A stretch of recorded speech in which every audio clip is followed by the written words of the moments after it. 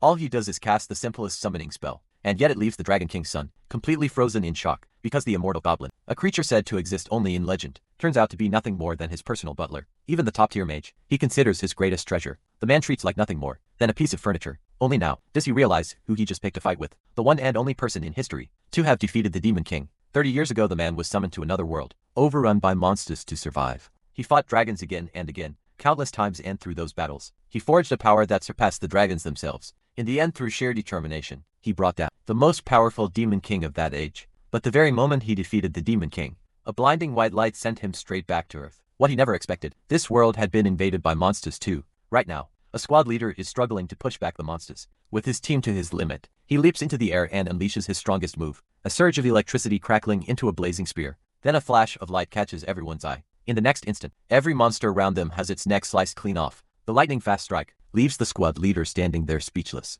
Rest of the team break into cheers. The leader just wiped out that many belt in a single move, but to their surprise, the leader shakes his head. That wasn't him. He scans the area, but there's no sign of any other Awakener unit deployed here. He falls into thought. As far as he knows, there's nobody in this country that powerful, and whoever it was didn't even bother taking the magic stones, the most valuable thing left behind. He turns his head and spots something nearby, a restaurant right here, completely untouched by the attack. He lets out a small laugh. That lunatic only carved out the belt chest meat and left one wrong move, and those monster corpses could have crushed the owner of this restaurant is seriously lucky. After they leave, I push open the door and step inside. I pull out a frying pan and set it on the stove. Then I lay the fresh belt breast meat I just got onto the cutting board. I'm genuinely excited. I didn't expect to score this much quality ingredient in one go. Just as I'm thinking about how to cook it, someone knocks on the door. He tells me he's with the Awakener Association, checking if I suffered any losses in the belt attack. I rub the back of my neck. Things like this, I'm used to them by now. A second later, his nose starts twitching. He's caught a scent. The rich aroma hits him instantly, snapping him out of his dull, tired state. When he finds out I'm the owner, his stomach lets out a loud rumble, and he asks if he could maybe grab some breakfast. I shrug and wave him in with a smile.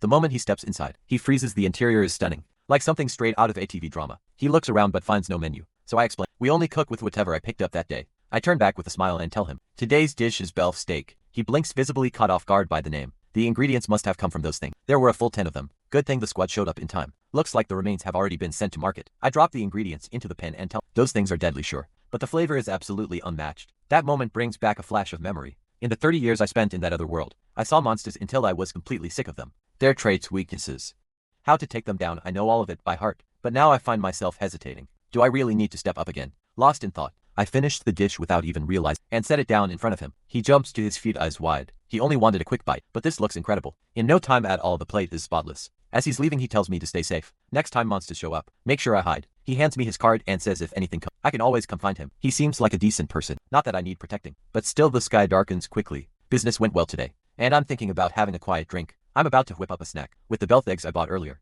when a man suddenly bursts through the door. He shouts, so you're here. I finally found you. I'm confused. I don't think I've done anything to anyone, but he says he's here to take back what belongs to him. Just a few hours earlier I had headed to the market to pick up ingredients for tomorrow. Ever since the monsters arrived, livestock and fresh vegetables had become their food, but humans discovered that the meat of some monsters was surprisingly delicious. As I was browsing around, I spotted a man selling a whole spread of monster eggs. He told me they were all certified by the association, though even they couldn't tell what would hatch from each one. I activated my Eye of Insight right away, the divine artifact I obtained from the Silver Dragon King in that other world, one that lets me see through to the true nature of any target. Information materialized over each egg in front of me. Nothing special, just ordinary eggs. I picked a few of the better ones and was about to pay. Then one egg in the corner caught my eye. No information appeared above it at all. Curious, I bought that one too. Back at the restaurant, I cracked them open without wasting any time and made a dish I could only get back in that other world. It reminded me of the days on the battlefield, sharing the same meal with my companions. Soft belt eggs with fresh horse cow milk. Absolutely divine. After eating, I suddenly remembered that one undetectable egg I had set aside. As far as I know, dragon treasures are divine artifacts, formed naturally from the power dragons are born with. Perhaps that's why, while these artifacts are devastating against others, they have no effect on fellow dragons, which means this is very likely a dragon egg. Never thought I'd find one sitting in a market stall. I'm still thinking about how best to cook it when that man suddenly barges in. He immediately starts yelling at me, and honestly I have no idea what's going on. I activate my Eye of Insight, and again nothing shows up, so I ask him straight, you're a dragon, aren't you? That stops him cold. He never said a word about what he was. So there are dragons in this world too. That's a surprise. I thought I was just overthinking it. Seeing me mutter to myself, he erupts with fury, scorching flames flaring up around him as he roars. How do you know my true identity? I tell him calmly I have the Eye of Insight. The only beings that can't read are dragons. That stops him short. How could a dragon's treasure end up in the hands of a human? And why is this person so calm? After finding out what he is, I have no interest in dragging this out, so I tell him to take the egg. But first he cleans the soot off my ceiling. Just as he's about to calm down, his eyes land on my cookware, made from blue dragon scales, and a cutting board carved from dragon bone. The rage surges back. Dragon scales flicker across his face as he snarls. You killed members of my kind. In the next instant, a torrent of blue dragon fire comes blasting out of his mouth. Straight at me, I grab the frying pan off the counter and deflect it without breaking a sweat. Then I charge at him, pen in hand. Looks like this one only listens when he's being hit. Before he can react, one swift smack sends him flying. That single strike brings back a memory. The same overwhelming presence he felt 30 years ago. Back then that man had taken on his father alone and sent him crawling away in total defeat. The realization hits him like a lightning. The man standing in front of him is the one who defeated the Demon King in that other world, and he dared to pick a fight with him, satisfied that he gets it now. I tell him, clean up the mess you made, and the dragon egg is yours to take or leave, and I'll be straight with you. I've got no particular fondness for dragons, so if you step out of line, my fist will do the talking. As reluctant as he is, the pressure I give off leaves him no choice. He picks up the rag and starts scrubbing the soot off the floor. Through our conversation, I learn it he's from the iceberg continent, the same other world I used to be in, and just like me, he arrived here through a dimensional rift that suddenly opened not long ago. So that continent and Earth are now connected. I wonder those monsters all look so familiar. When he confirms I really am from that other world, something clicks in his mind, and his scrubbing picks up speed.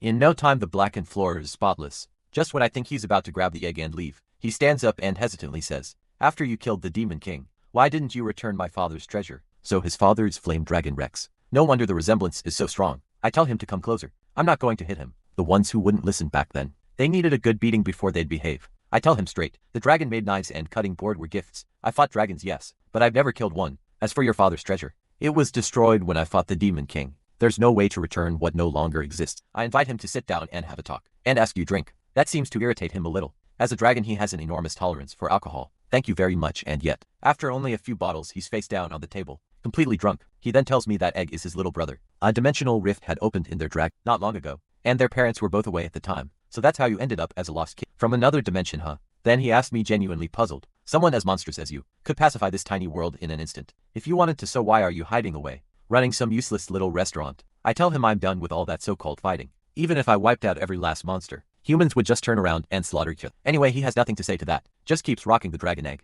back and forth in his arms. Then suddenly the egg flies right out of his hands. A burst of brilliant light floods the room, and through the glow, I can barely make out something moving in front of me. I look closer. The egg is hatched into an adorable little white dragon. She waves her tiny arms at me excitedly, wriggling with pure delight. Con then tells me she's a girl. Looking at the tiny creature in my arms, she's barely bigger than a fist, yet she's already got teeth. Wait, are dragons omnivores? I ask Con where he plans to take her. He doesn't have an answer. I smile. Even if you're leaving, at least eat first. I quickly put together a belt steak, using the breast meat. The little one digs in with pure delight. Afterward I ask Con, are you going to head home? But he just sits there visibly uneasy. I ask what's wrong. He stands up and asks, can they stay here for a while? I turn him down flat. I understand. Being in another world must be lonely. I always thought dragons were too proud and arrogant for that sort of thing. When I say no, he reaches into his pocket and pulls out a magic stone. A tire for magic stone. From what I know, that's worth a considerable amount in this world. I have to cover my face to hide the laugh. Right on cue, the little one's stomach starts rumbling loudly. I get her some more food. Fair point. Even a dragon would struggle to take care of a hatchling alone on Earth, so I agreed to let them stay for a few days. No need for the magic stone, but he insists, too embarrassed to take it back. Fine, I take it. Then I raise one finger, dark energy swirling at the tip. Before his stunned eyes I tear open a rift in space. Out steps an immortal goblin. Hello. Hello, king of the world. It has been quite a long time since you last opened the subspace. Seeing Con's confusion, I explain. The goblin manages everything stored inside my subspace. Good to see you, but stop calling me that. How many magic stones are left in the subspace? The goblin tells me. The stones inside are beyond counting, like grains of sand on a beach. If we're only talking high tier ones, -1 top grade magic stones and 120 high grade. I hand Con stone back to him, while he stares in disbelief. Then I tell him, starting now, I hope you can help me out around here. The next morning I skewer the meat onto a spear, and have Con breathe fire over it. At just the right heat, after some careful work together, we produce a skewer of meat so perfectly roasted, it makes your mouth water. He then asks about the longsword I just took out of the subspace. That's not an ordinary weapon, is it? That would be the sword of Lakofi, the life's work of a dwarven craftsman. There's nothing better in existence, though using it as a skewer beats letting it collect dust in a corner. Just then there's a knock at the door. The Awakener Association worker from before steps in. He came for another meal during my rounds today. After eating, he tells me a new dungeon has appeared near the subway, between Shinchen and Daisman. They're recruiting Awakeners over in the Daisman area. A dungeon, simply put, is a breeding ground for monsters. A gate formed through a dimensional rift that pulls beings from other dimensions into this world. Daisman is currently under the protection of the Magic Spearman and his squad. Incheon is guarded by the Ice Witch Cheyenne. Word is they're worried about being short-handed, so they're forming a support unit. The plaza is packed with volunteers today. After finishing his meal, he heads off quickly to get back to work. After closing up, I head to the market to pick up some odd tiger loin. I spot the squad the man mentioned. They're out recruiting volunteers for a dungeon raid. This must be the level 2 Awakener Magic Spearman. Jin Sang-ho these days. Dungeon clearing teams are called dungeon raids, a term borrowed straight from old video game systems. With the world turning as fantastical as any game, people just started using the vocabulary they already knew. And the similarities don't stop at the names. Tanks and healers are scarce, while damage dealers are a dime a dozen. Maybe it's because offensive abilities come in more varieties, so most people happen to awaken as damage dealers. The result even if you can deal damage. Unless you truly stand out, finding steady work is tough. When I get back to the shop,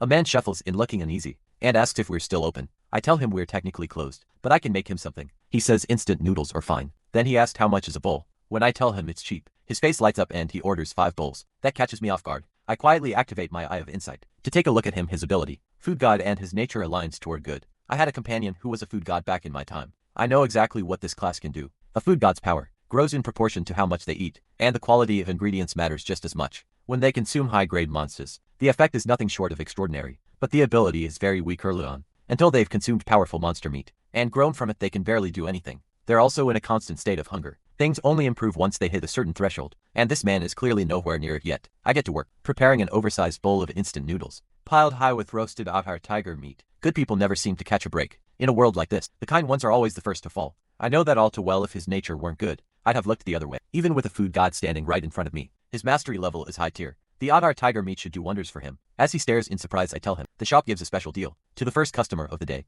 to bring them back with that. He digs in with huge hungry mouthfuls. In no time, every last bit of it is gone. As he reaches for his wallet, something falls from his coat and hits the floor, covered in dust from head to toe. Yet he's carrying a brand new tie. Is he trying to look presentable for someone? It's not long before we cross paths again, this time because of a gate going out of control. That day, a massive gate appears in the sky above the city. The people below erupt into chaos. The man tells the security officer his ability is Food God, no special skills, but he's physically very strong, and asks if he can be of any use. The officer turns him away flat. This dungeon is not simple. Regular awakeners are useless here. Then he suddenly spots his daughter. She's treating wounded people on the ground nearby. She notices him at the same moment, standing blocked at the barrier. He shoves the barrier aside and rushes toward her. What are you doing in a place this dangerous? Why aren't you at school? She explains she heard there were many wounded here, so the school sent support-type awakeners to help. Dad, what are you doing here? I can handle myself, just go. Your only ability is eating. You can't help anyone. All you do is eat and work and never even come home. And now you're standing between me and the people who need help. Is this your idea of looking out for me? She pushes him aside. Go find shelter. Besides, I can earn a scholarship for being here. The tie slips from his pocket and catches her. Wait, you don't even own a proper suit. At that moment, the squad emerges from inside the gate. They address the crowd. Dungeon clear complete. Good work, everyone. All healers, please come this way for emergency treatment of the wounded. Meijin turns immediately and heads toward the nearest wounded person. Class, simply put, is the category of ability an awakener possesses. Awakeners can raise their proficiency to reach the master level, a process that spans 5 stages. In this world system, academies have replaced traditional schools, designed specifically to help awakeners build their proficiency. Once an awakener's innate class reaches master level, they can choose a second class, based on their environment and their own will. If both classes reach master level, they earn tier 1 or above, standing within the Awakener Association. Needless to say, for the average person, that's far easier said than done. So if your awakened ability has limited use, or your proficiency grows slowly, you're better off finding something that suits you. From the start in that final battle, my 6th class reached master level. After that, no sign of a new class ever came. I suppose that was my limit. Just then Khan comes rushing over, holding Juju excited. Apparently Juju shed her skin and started talking. And sure enough, out of her tiny mouth comes Abba Abba. I'm genuinely surprised. I didn't expect her to be speaking this soon. The dragons are born with a master level class. What's Juju's? I don't know either. We'll have to wait until she grows a little more. At that moment, the man from before walks back in and asks, can he still order 5 bowls of instant noodles? When I ask what's going on, he tells me what just happened today. I figured I might be able to join the squad, clearing that rogue wheat, so I went to take a look. That's where I ran into my daughter. She said treating the wounded in a place like that earns her a scholarship. I couldn't stop her, and I couldn't help her either. And since I'm just an ordinary level 7 awakener, she told me to go find shelter. But my daughter, young as she is, she awakened a healing ability, recognized as tier 3 for her talent, and she's a top student at her academy. Speaking of which, that tie you saw last time, I bought it when I heard her school was holding an open day. One originally planned to buy a full, but it was way too expensive. I just managed to scrape together enough for the tie. I keep thinking I probably shouldn't show up. I'm not the kind of father she can be proud of. I can't even afford to support her all the way through graduation. His stomach growls right as he finished talking. The shame on his face deepens. I'm nothing but a useless glutton. But even so, I still have to eat, because I need the strength to help rebuild the buildings. That collapsed from the rogue wheat. Hearing that, I walk over to Khan. Mind if I slice off a thin piece of your skin? He jumps back in alarm. What the hell? Have you just been waiting for me to fatten up so you could eat me? Then my eyes land on Juju's shed skin from earlier. An idea comes to me right away. Using the roasted Ahar tiger meat and Juju's shed skin, I put together another oversized bowl of instant noodles. I set it down in front of him. Got extra meat today, consider it a bonus. He thanks me, then digs in again. Mouthful after mouthful. When he finished, he turns and gives me a deep bow. Thank you for letting me vent, sir. Just as he's about to leave, I call out to him, living is never easy. That's exactly why even one good thing, just one, is enough to keep a person going. But even so, for the people who push through every single day, good things do find their way to them. Every once in a while, please give everything you've got tomorrow too. You're always welcome here. After he leaves, Gon peeks out and asks, how come he hasn't changed at all? I've done everything I can. Eating a dragon shed skin, that'll make a real difference. Just not right away so you knew how valuable that was. But why help him like that? I reach over and gently pat Juju in his arms because sometimes my father used to walk away with that same look on his back. Back home, he carefully opens the front door. Mi-jin is already asleep on the living room couch, and she's brought his tie back home with her. Tears trace silently down the corner of her eyes, and in a small, barely there voice, she murmurs, Dad,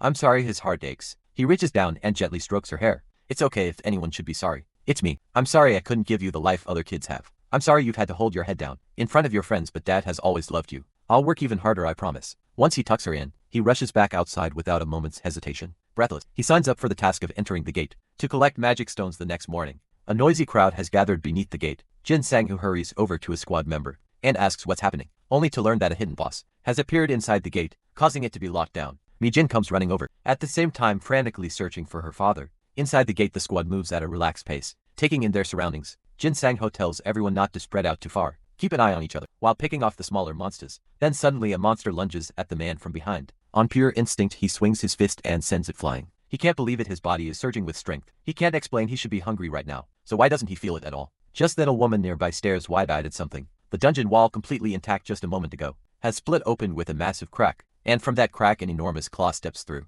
The moment people see what it is, they go dead still. It's the hidden boss from inside the dungeon. Squad scatters in every direction. When a hidden boss shows up, most of the small monster cleanup crew don't make it out alive. A female squad member grabs the man's arm, urging him, run, follow her. Now the other direction, but he stops. The small monster he just killed dropped a magic stone. One look and he knows that's a tier 8 magic stone. Sold at market, that's a full week's wages. With that he could buy Mi-jin a decent outfit, better food too. Without a second thought he charges toward it. But just as his hand is about to close around the stone, the hidden boss opens its jaws wide and comes crashing down on him. One direct hit sends him hurtling through the air. In that moment, on the edge of death, a vision rises: Mi-jin as a little girl, smiling up at him the way she always used to. But as she grew up, his uselessness piled pressure onto her shoulders. And it's been so long since he last saw her smile like that. That thought snaps his eyes wide open. He forces himself up off the ground, body screaming he can't die here. He can't leave Mi-jin alone in this world. He gets to his feet and meets the hidden boss's next strike. With a bare fist in that instant, he levels up, and when his fist connects with the monster, there's no pain. His stomach isn't screaming with hunger.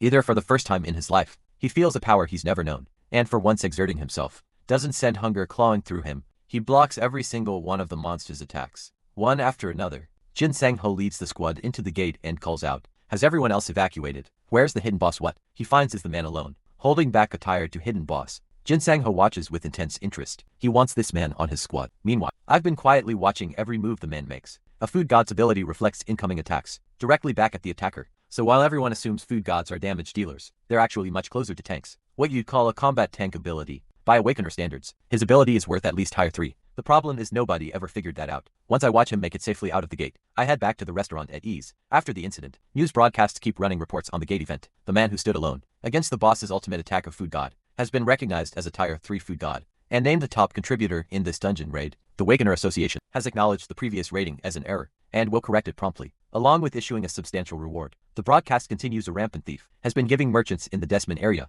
serious headaches. The thief apparently has a particular fondness for shiny objects and food ingredients. The most notable incident so far: a large number of low-grade magic stones vanished right off the market shelves. Just then the man walks in with Jin Sang-ho. He's officially joined the raid squad now. Jin Sang-ho and the man both ordered the instant noodles he's grown fond of while I'm cooking. The two of them chat away cheerfully. They seem to get along well. After finishing his meal, the man heads out. First he's walking me, Jin, to school. Jin Sang-ho then asks if I carry any drinks. Drinks, sure, but we only have soju and beer. Soju then. For the snack, just make whatever you think fits. I decided to put together a sashimi dish, using what I picked up at the market today. Ever since monsters came through the dimensional rifts and brought the monster age to the land, the situation in the oceans has been just as bad. The fish that were everywhere on Earth 30 years ago are nearly impossible to find now. This one's called a himon fish. Fully grown, it can reach over 3 meters. The one in my hands right now is just a small fry, but its flavor is close to grouper or flounder. I used to think sashimi wasn't worth the price. Felt like a luxury item, so I never cared much for it. But once I actually tasted it, I couldn't find anything more delicious. I finished quickly and set the dish down in front of him. Your sashimi. Eat it together with the seaweed underneath. He looks a little uncertain, but picks up a piece anyway. The moment it hits his tongue, the flavor is rich and clean all at once, and the subtle, refreshing taste of the seaweed beneath it is a perfect match. He feels the weight of exhaustion just melt away, And if you knock back a shot of soju, right before you swallow, even better. Then tells me this is his first day off in 2 years. Every single day for 2 years. I've been clearing monsters. The same exhausting battle over and over. Honestly, I'm worn out on the inside. Monsters keep pouring through the dimensional rifts. Without and I haven't had room to breathe. He gestures to his weapon and tells me it was issued by his academy upon graduation. Given to tiered and above awakeners. It's forged from Edmund alloy, with extraordinary magical energy absorption. Before long the soju does its work, and he starts drifting off to sleep. At that very moment a legendary creature, a nine-tailed fox, appears in the skies above the city. Feeling threatened, the Awakener Association sends Jin Sang-ho and his squad to eliminate it. But after fighting with everything they have, and finally bringing down the nine-tailed fox, they find a sleeping fox cub cradled in its arms. Only then does Jin Sang-ho understand.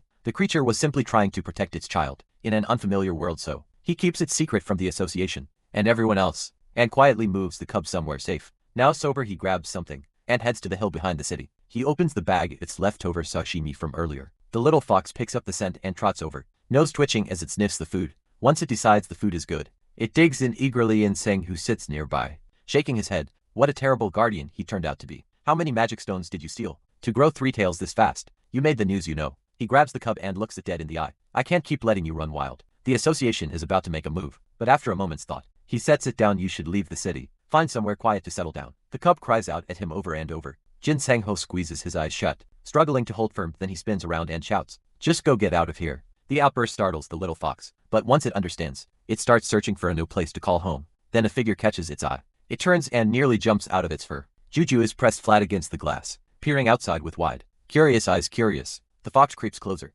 carefully approaching the chirping Juju. It reaches out a paw and pokes Juju's cheek soft. So soft. The fox decides this must be one of its own kind. And if they're the same, they might as well be friends. When I push open the door, I find the two of them bouncing happily, side by side at the window. The moment it spots me, the fox darts behind Juju in a panic. So it's you? No wonder I sensed a nine-tailed fox near the hill. I ask if it wants something to eat, but it shakes its head. I smile. A violet glow drifts from my hand. Looks like you've already eaten somewhere else. I run my finger through the air, and the goblin butler appears before me. After greeting me, he blinks in surprise. There's a nine-tailed fox cub right here. I tell him to pick out one of the magic stones. At random I toss it toward the cub's nose. A rank 1 magic stone. Should do wonders for your growth. In one bite it crunches through the stone. A surge of power floods through its body. It glances back at us with a reluctant look. The magic stone has done its work. Its tails burn a vivid fiery red. Then amid Juju's tearful goodbye, it leaves. The next day, Ice Witch Cheyenne is summoned to association headquarters by the director to discuss urgent matters. I hear all the mandrakes have vanished. What do you make of it? Mandrakes are plant-type monsters that grow underground. The moment they sense danger,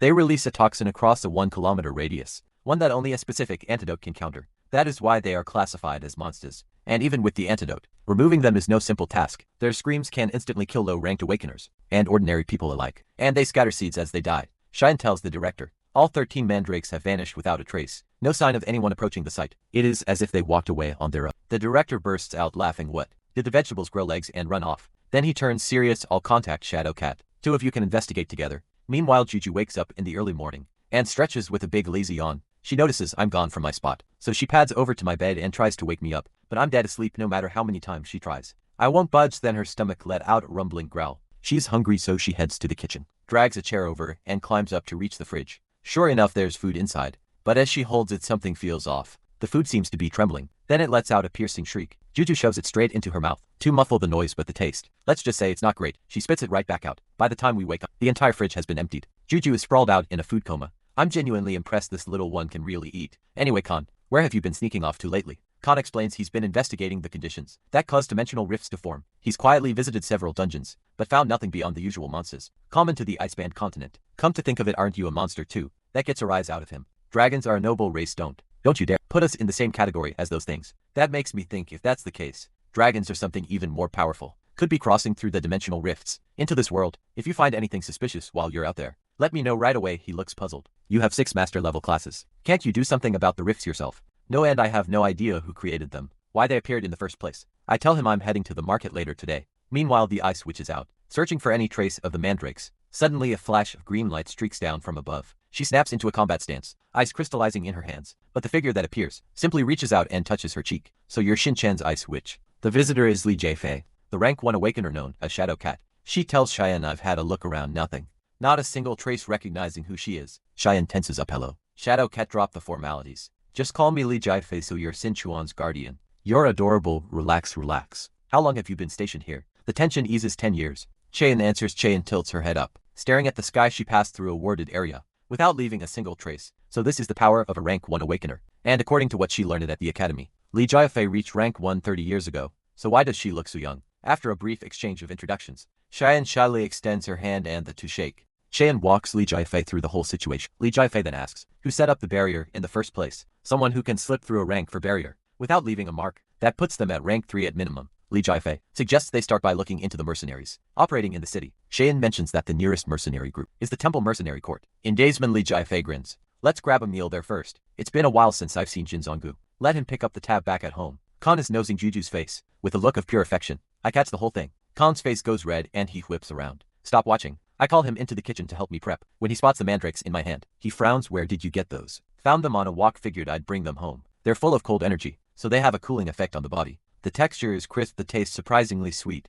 perfect alongside either hot or cold dishes. Today, I'm using them to put together a proper summer meal. After a little wait, the samjitang is ready. That's when voices of delight drift in from outside. Jin Sangho walks in with Cheyenne and Li Jiafei in tow. A place like this actually exists, and that smell. Kanjo stands there. Stone-faced, I nudge him in the side. A reminder to smile and greet our guests. Sorry about the tagalongs. Jin Sangho says, then nods toward Khan. Is this one staff? I wave it off with a smile. Any guest who walks through my door is welcome. He's my nephew. I just finished some samjitang. Care to try some? Li Jiafei speaks up. I'm vegetarian, don't worry about me. I bring out the samjitang, along with a side of mandrake pickled radish. The moment they take a bite, their eyes go wide. This drumstick is incredible.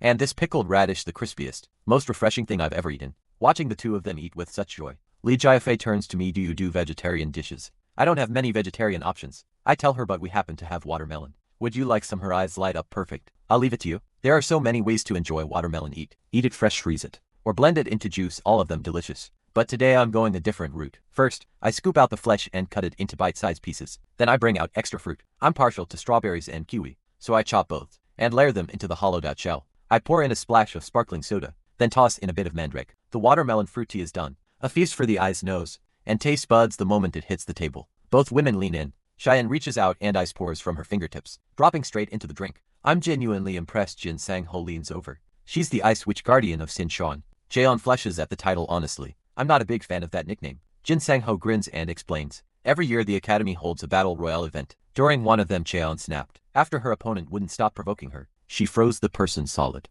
Summoned a full blizzard. The name stuck. After that, everyone at the table burst out laughing. Cheyenne waves her hands frantically. That was an accident. I turned my attention to the other woman in the room. The aura around her, she's at guardian level or higher. Without a doubt, more than that. She's strikingly beautiful. Since leaving the icebound continent, I've never seen anyone with looks quite like hers. Almost too beautiful to be real. After they leave, Khan sidles up beside me. That woman was unreal. No human should look like that. You're right, I tell him. She's an elf. My eye of insight picked it up. She possesses Ghost Step, an ability only elves can learn. But don't elves have pointed ears? Could she have recognized us? It's just as I feared. Monsters aren't the only ones crossing through the dimensional rifts. Other races may have arrived the same way and blended quietly into life on Earth. For all we know, someone could already be plotting something. In the shadows, as the investigation drags on, the sky slowly darkens, and they come up completely empty. Nothing. Jin Sangho turns to Li Jiafei. Since the mandrakes vanish without a trace, shouldn't we just write this off as some new natural phenomenon? I've got things to do too. No witnesses, no victims, nothing on the market, and frankly, no one in this country could uproot a mandrake without making a sound.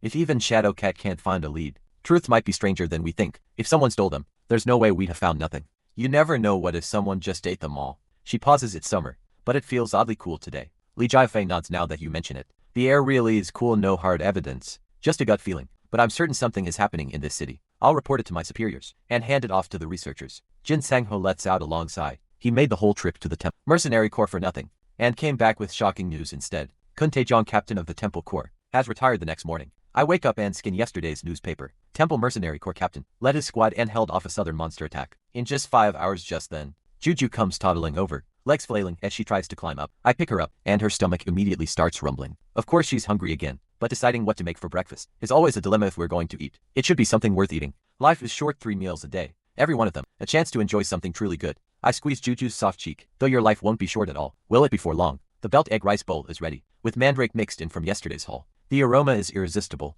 Before they know it, both of them are digging in with full bites. But once Juju is full, she dozes right off again. I glance over at Khan. Is it normal for her to just eat and sleep like this? We should be able to find out her class soon. This is part of the process. Young ones at this stage eat and sleep constantly. It's how they grow. We're about to find out what master level class he was born with. I have to admit, I'm excited. Not long after the food god walks in, Noah's already following the smell of the food. There are other things on the menu, But what he really wants is the instant noodles I make for him. So I bring out his usual bowl. He takes one bite of the pickled radish, and his eyes go wide. This is absolutely divine. I smile to myself. He has no idea it's made from mandrake, and he asks, have you heard what's going on with the temple? Mercenary Corps Captain Chi Tae-young has retired. The whole team is taking it hard. Speaking of which, 10 years ago, DC-man was hit by a monster attack. Even now just thinking about it makes my knees go weak. That was Jin Sang-ho's first year as magic spearman, and that same year, 4 of the 5 guardians died fighting the siege. Han Tae-young was ranked only as a rank 3 awakener, and yet he saved every last person in DC-man. During the monster siege 10 years ago, just as I'm about to close up, Jin Sang-ho walks in with the man beside him. One look at the man, and the word that comes to mind is veteran. It fits him perfectly. I'm about to start on dinner when Jin Sang-ho tells me something's come up, and heads out. It doesn't take long. I set a full meal in front of the man. He takes one bite and his expression softens. This tastes exactly like home. Then he tells me, he's the captain of the Temple Mercenary Corps. It's been a long time since he's been back to his homeland. 30 years ago when monsters first appeared, the world called it the Great Exodus era. Cities fell, countries crumbled, countless lives were lost. He was still in his homeland when it all began. In the chaos he stumbled upon a sword, and in that moment, realized he had become what people now call an awakener. So he gathered the awakeners from his home and led them out to face the monsters pouring from the rifts. That was the beginning of the Temple Mercenary Corps. He led the Guardian and helped put the world back on its feet. 10 years ago, just as people were finally settling into the new world, city erupted would now be classified as boss level. Monsters swarmed the city all at once. That was the monster siege. Jin Sang-ho had just taken his post as magic spearman. He was struggling to hold back the monsters, but this man in front of me split them in two with a single sword strike, and to save Jin Sang-ho he lost his left eye. From that day forward, Jin Sang-ho made this man his goal, and kept helping others, the way this man had helped him. I ask if there's anything he regrets. He tells me to protect others, and simply to survive each day. We cannot afford to make mistakes, because when we do people die, and those people might be someone else's dream, someone else's hope that hits me. No wonder, Jin Sang-ho carries a maturity far beyond his years. He learned it from this man, but chasing perfection wears a person down, and yet that very weight is what forged the next generation into something great. After the meal, he tells me it's been a long time since he's spoken his heart to anyone, and he'll be back the next morning. I jolted awake from a deep sleep. I turned to find Khan pressed against the wall, wide-eyed with alarm. What happened? He glares at me. You're radiating killing intent so thick, you could choke on it, and you're asking me what's wrong. That's when I realized my body is still on edge. Damn it, the war ended 10 years ago, and yet the nightmares still come. Is it because of what I heard yesterday? The story of the monster siege 10 years ago? I have a bad feeling about this. It doesn't feel like coincidence. I step outside to find Juju sprawled on the ground, scribbling wildly with colored markers. Really is just a kid. I pick her up. I really can't bring myself to scold her. I pat her on the head. I'll make fried chicken today, but you have to clean up all that scribbling. Got it. Then I head to the market and come back with a full bag of chicken. The streets outside are buzzing today, lively as a festival. That's when a noise catches my attention. In the distance a golem comes striding into view, and every head turns at once. Li Jiafu happens to be nearby, spots me watching. She walks over with a greeting. Here to take a look through our conversation. I learned the golem's name is Org, a Mandalorian built from magic stones. The Iceman continent had these too powerful, but the weaknesses are just as obvious. It cannot perform fine movements, so it excels against massive monsters, and struggles badly against small, quick ones. Not just anyone can pilot a man golem. The reason is simple. The pilot must withstand the raw energy released by the magic stones. There are awakeners, born with a physique that can handle it. Those who hold the golem masterclass. It's a remarkable ability, but the costs involved are staggering. Few could ever afford it. I turn and let her know I need to head back. DJ Fagrins expect to see a lot of me at your place. I push open the door and find something unexpected waiting inside. A blue spirit is hovering beside Juju. I look over at Khan. Where did you find this spirit? He can barely contain himself. I've confirmed it.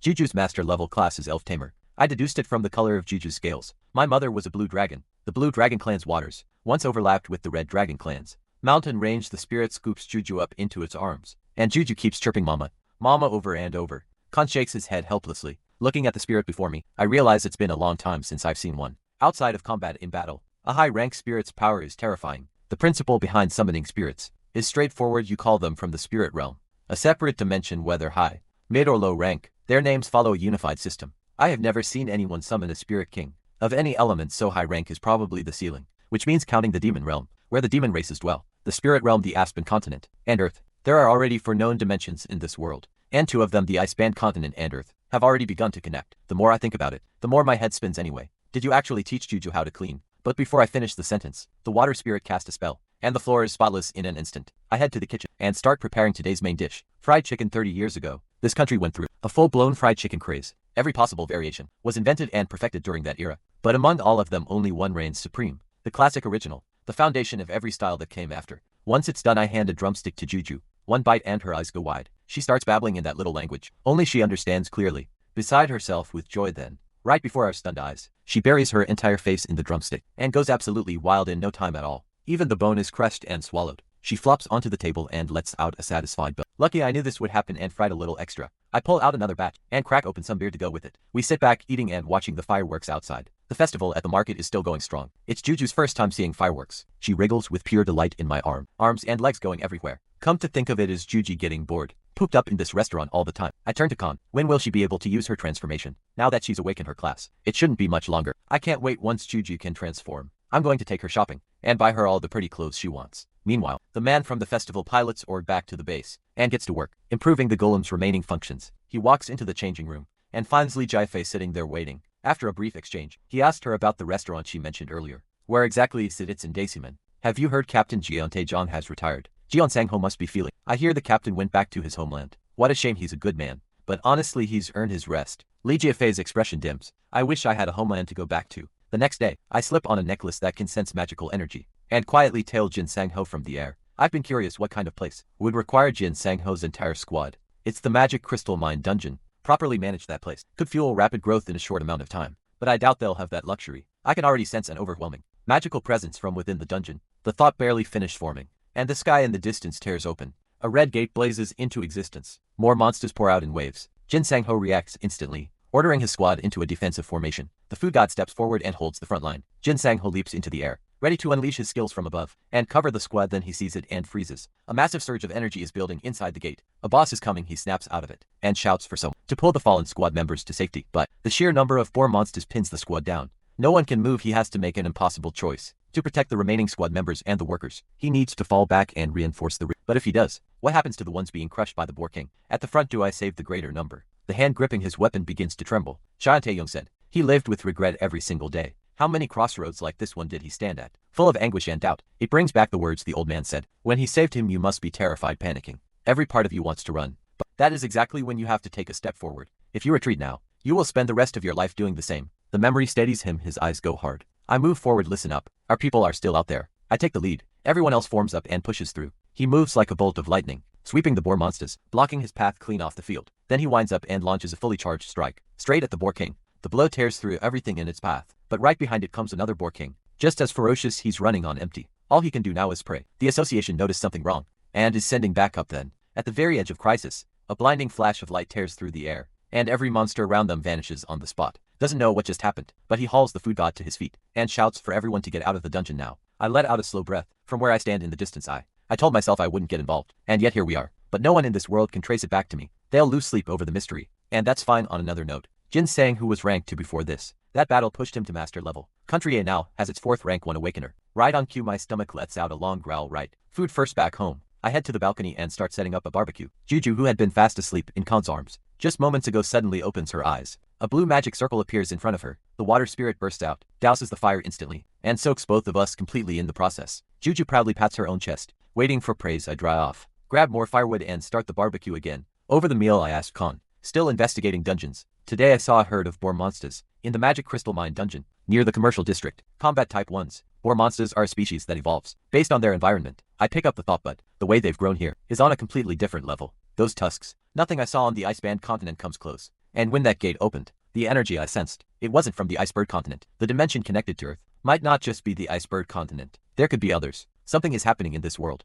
that none of us anticipated. Back at the Awakener Association, Jin Sangho reports to the director. Everything that happened, a flash of light, and every monster vanished, including the boss level ones. The director has no answer for it, but he offers Jin Sangho a firm congratulations. His class has reached master level. Have you decided on your next class? Insane, who answers without hesitation. Ironheart grants an awakener 2 lives, and delivers a massive leap in the body's overall durability. At master level, the entire body becomes as hard as steel. I can't keep throwing my life on the line like that. We got lucky today, and any worse and we could have lost everything. If I can develop Ironheart into a combat tank ability, then the next time something like this happens, at least I can buy everyone time. On his way out, he turns the memory over in his mind. That light, there was no malice in it. If anything, it felt warm, mental. Something in him had wanted to move toward it. The belt incident felt the same way. Is this truly just some inexplicable force, or is someone out there watching over them? For now, all I can do is hope that whatever that power is, it never becomes our enemy. And out of nowhere, Khan asked me, do I actually hate the Demon King? Memories from the past come flooding back in an instant. Back then I did hate him. When I was first summoned to the other world, it was my friends and family who helped me slowly adjust to that new life. But every single one of them was slaughtered by the Demon King's forces. With power in my hands, I went absolutely berserk, driven by one goal to destroy the Demon King completely. The war dragged on year after bloody year. By the time the fighting finally ended, there was no one left by my side. Back then I hated the Demon King with everything I had, but later I found out the truth. The Demon King had also been forcibly summoned. Against his will he was just like me, trapped on the unfamiliar Azbon continent. No way out. Khan is stunned. There's actually someone in this world who can summon the Demon King. Then how did you make it back? I spent 10 full years, searching every corner of that world, completely alone. Just when I was on the verge of total collapse, dimensional rift opened, and on the other side were the skyscrapers of the modern world. And just like that I came back. I figured no one would ever believe something that absurd. But Khan says I believe you. You've been through so much. Those words hit something I'd buried deep for half my life. Even now a trace of hatred for the Demon King still lingers in my heart, but alongside that hatred, there's also something like pity. I know exactly how it feels to be stranded alone in a strange world.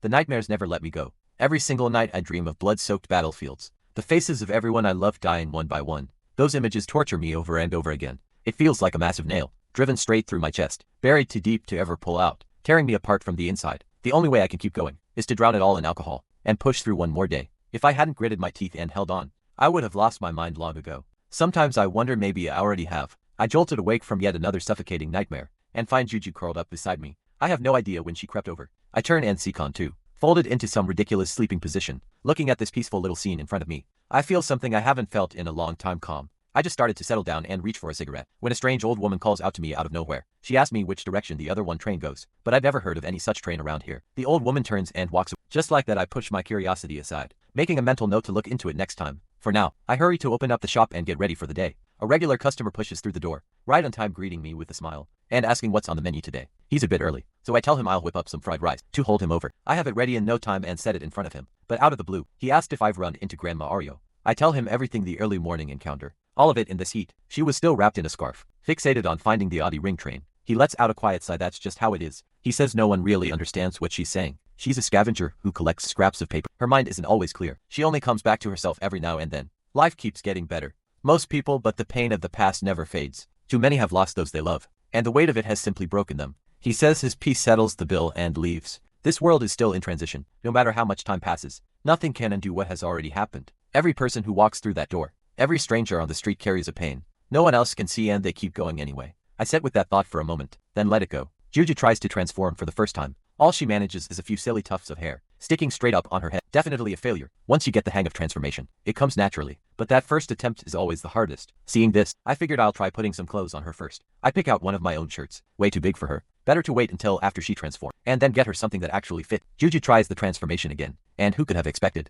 This time it actually works. Seeing Juju in her transformed form, the joy that wells up inside me is impossible to hide. The moment she transforms, she immediately clings to me and burrows into my arms. Han is practically bursting with pride. Mastering transformation this fast. That's our Juju for you. Time for a meal. I asked Han to find Juju something to wear, while I plan to head out and buy her some proper clothes that actually fit, but the rain is too heavy. So I turn back and decide to use the leftover pork tenderloin to make sweet and sour pork instead. That's when I spot the old woman from before, sheltering from the rain in the shop's doorway. Her tone is completely different now, polite, almost formal, like a different person entirely. I invite her inside to get out of the rain, but she declines, her voice distant and detached. Left with little choice, I lend her my umbrella. She thanks me warmly, promises to return it, and asks if she can order a bowl of jjajangmyeon. I tell her I need to check if I have the ingredients, but the moment I turn around, she's already gone. The relentless plum rain season wraps the entire city in a heavy, suffocating gray. The city broadcast loops on repeat, warning everyone to watch out for kelpies. Even the weaker ones grow stronger in the rain, so people are urged to stay indoors. This man is Jin Shun, the man golem operator from the last gathering.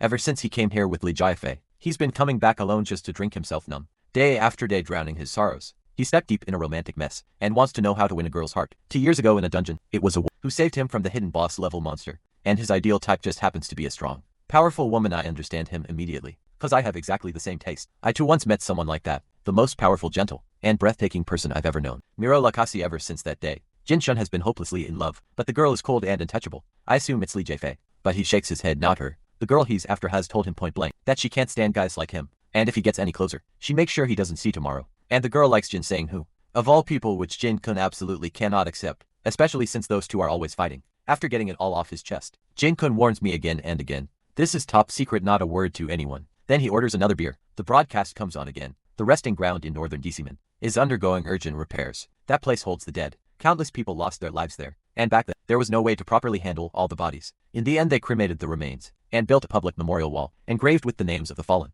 Just then the shop door swings open. In walks a strikingly cold woman. A level 2 awakener, the Blade Queen herself, Lenia. She spots Jin-kun the moment she steps inside, and immediately grabs him by the collar. "You worthless fool, drinking again." Jin-kun panics and doesn't dare say a single word back. Lets Lenia drag him right out the door. Without a fight, I've barely finished tidying up when even worse news comes in. Lenia has been dispatched by higher UPS to deal with a massive Kelpie outbreak in the city center. The monster numbers are out of control, and civilian casualties are rising fast. A strong, unsettling sense of dread rises in my chest. Something terrible is coming. I can feel it the next morning. Juju is tiptoeing to reach the fridge, sneaking around for something to eat. Her control still isn't strong enough. Her wings and tails are completely visible. I figured no one would be around at this hour, so I'd completely let my guard down. I keep thinking, Juju will have to return to the iceberg continent. Someday I want her to try every good thing she can before then. Then a sound comes from outside the door. My heart leaps. I quickly shove Juju under the cabinet. I open the door and it's that strange old woman again. This time she wants to jam me on again, and she looks impatient and in a hurry. But her attitude is completely different from the last, 2 times more erratic than ever. I immediately activate my Eye of Insight. The skin shows she's a good person and not an awakener. What stands out is that she has dementia. That explains everything. There are too many people in this world who have broken under the weight of losing those they love, but not even the healing magic of another world can mend a wound like that. I let out a quiet sigh and turn to make her jajangmyeon, but in that short moment, Juju slips out and gets spotted. The old woman stares at Juju's enormous tail with wide, curious eyes. I freeze. My heart shoots straight into my throat, but the old woman just smiles warmly. She takes Juju for a well-behaved little dog. She says Juju looks just like her dog back home, named by Q. When Juju announces her own name, the old woman isn't frightened at all. She's absolutely delighted. Khan comes rushing downstairs, horrified to find Juju in the same room as a human. He's terrified it'll cause trouble. I shake my head to calm him down and tell him to stand watch at the door so no other customers come in. I get to work on the jajangmyeon right away. The ingredients for jajangmyeon are incredibly hard to come by. These days the dish itself has become a rare thing, especially chunjang brewed the traditional way. That's nearly impossible to find. Then there's the noodles. There's a noodle factory nearby, but she's in a hurry, so I have to use instant fried noodles instead. Stir fry. The chunjang is all about nailing the heat and the timing. Once the sauce is ready, it's time to cook the noodles. Fragrant stir-fried meat and onion. Chunjang stirred and thickened with starch. Boar monster jajangmyeon done. I carry the finished bowl over and set it in front of her. She taps her head and suddenly remembers she needs it packed up to take to her grandson. I nod and ask her to wait a moment. I wrap it up quickly and remind her more than once, be careful not to break the bowl. Just bring it back next time you visit. He thanks me over and over, then pulls out a 1,001 bill. Something I haven't seen in a long time truly. It's been ages after that. Grandma Aryung starts dropping by every now and then to take away packed jajangmyeon. Each time it's for someone different. Sometimes she says it's for the grandfather at home. Other times it's for her grandson. But she never remembers to return the bowls. I know she doesn't mean to, so I quietly place a bulk order for extra bowls, enough to keep on hand. Passing by the resting ground one day, I can't help myself. I step inside to take a look. I know full well there's no grave for my parents here. That's when I hear the caretaker scolding Grandma Ariel with barely concealed irritation. Turns out, all the jajangmyeon she's been getting these days has been left right here in the cemetery. It's been sitting long enough to attract swarms of insects, and sleeping out in the open like this. She catch something. If she doesn't clean it up herself, he'll have no choice but to do it for her. That's when I realize she's been living here all along. In the cemetery, she steps into a battered tent with a helpless look, and quietly wipes the dust from a worn old photograph. In that moment, something clicks for me. People don't only smile when they're happy. When the pain becomes truly unbearable, most people can't even cry anymore. The deeper the despair, the more they force a smile to cover it up. So long ago I used to do the same. Fake smiles had become second nature. The rainy season drags on and on. Every time it rains, Juju lights up with excitement. But this rain is too heavy even for the market. Everything is forced to close, and there's no way to buy her new clothes. The way she loves the rain so much. She really is just like her mother. The Blue Dragon. The broadcast warns again. Kelpie sightings are increasing. Anyone who spots one should report it to the Temple Mercenary Corps or the relevant association immediately. The repeated warnings are setting off alarm bells in my gut. I tell Khan to watch the place. That gnawing, unexplained anxiety making every part of me restless. And then I run out into the pouring rain. On the other side of the city, a Kelpie looms over the sleeping old woman, jaws wide open without a second thought. I fire an energy blast and blow its head clean off. My worst fear confirmed, but thankfully, I made it in time. The Kelpie had tracked her down by sniffing out the rotting jajangmyeon she'd left behind. And then I hear Jin Sang-ho's team closing in. By the time Jin Sang-ho arrives with his people, I'm already gone. All that's left is a scene of destruction. Jin Sang-ho stares at the scattered shards of low-grade magic stones on the ground. The massive water stains spread across the ground. Tell him the Kelpie that was just here must have been exceptionally powerful to be that mysterious force acting in secret again. He can't figure it out, so he decides to focus on getting Grandma Aryung out of here first, in case more Kelpies show up. Grandma Aryung is barely conscious. Her lips move softly, murmuring the names of Yunho and the old man. A few days later, I look up as someone pushes through the door, and instinctively start to say welcome, but the words catch in my throat. Grandma Aryung stands there, a little uneasy, and starts to apologize. All the bowls she took before ended up broken, so she's brought new ones as replacements. She's sorry for all the trouble. I wave it off quickly, but my eyes drift to the new clothes she's wearing. New outfit. Is she heading somewhere? Grandma Aryung gives a small nod, but says nothing more. My chest tightens in an instant. I understand what she's decided. Even if you're leaving, at least stay for one last meal. I decide to make her jajangmyeon again. This time the shop is well stocked. I could use instant noodles like usual, but then I spot the low gluten flour on the shelf. I change course and ask her, "Are you in a hurry this time?" She answers in a calm, unhurried voice. She says she's not in a hurry anymore. A warmth spreads through me. I tell her to sit tight. Today I'm making real hand-pulled noodles. Proper hand-pulled noodles need a long fermentation. There isn't enough time for that today. So they'll come out closer to knife-cut noodles in shape, but the texture will be far better than anything. Instant before long, a steaming bowl of jajangmyeon is set in front of her. She stares at the bowl, her eyes go distant, like something from a long time ago is coming back to her. Back then, she worked the fields every day. It was hard work, but she was content. Her husband had a short temper, but underneath it he was a good man. Later on every week, they would take their little grandson into town for a bowl of jajangmyeon. She loved watching him eat more than anything. Filled her with a quiet, deep satisfaction every single time. But now she can no longer picture their faces clearly. Those precious memories are growing blurrier by the day. She tries desperately to hold on, but she can't stop herself from losing them. Piece by piece, the fear of that is overwhelming. Juju seems to sense her fear. She rushes over and wraps her arms tightly around the old woman. The way Juju looks up at her is so much like her grandson. She asks very gently if she can feed Juju a bite of the jajangmyeon. I smile and turn right around to make a fresh bowl. It's ready in no time. Juju insists sweetly that the old woman should eat first. The old woman's eyes soften with warmth, and she goes along with it. But the hand holding the chopsticks goes still. Meanwhile, Juju digs in and ends up with sauce all over her face. Watching Juju laugh like that, something stirs in Grandma Arion's eyes. Before long, both of them have finished their bowls. Grandma Arion asked me to work out the total. I asked her one more time, making sure, "Are you really leaving?" She nods her train. She says the one meant for her is almost here. I look down for a moment thinking. Then I decide no charge today. I make up a quick excuse, telling the shop always treats travelers on a long journey for free. Her face lights up with quiet understanding. She thanks me again and again, then turns and walks toward where she is meant to go. The road outside the shop connects to countless different paths, each one belonging to someone else's story. There is the path of the father, who fights with everything he has for his daughter, grinding through every day with his teeth clenched. There is the path of the veteran hero, worn down by a lifetime of battle, finally setting down that weight for good. There is the path of the man who falls head over heels, heart full to bursting, with that rare and giddy feeling of first love. And today this road connects to one last journey, Grandma Irong's final road home.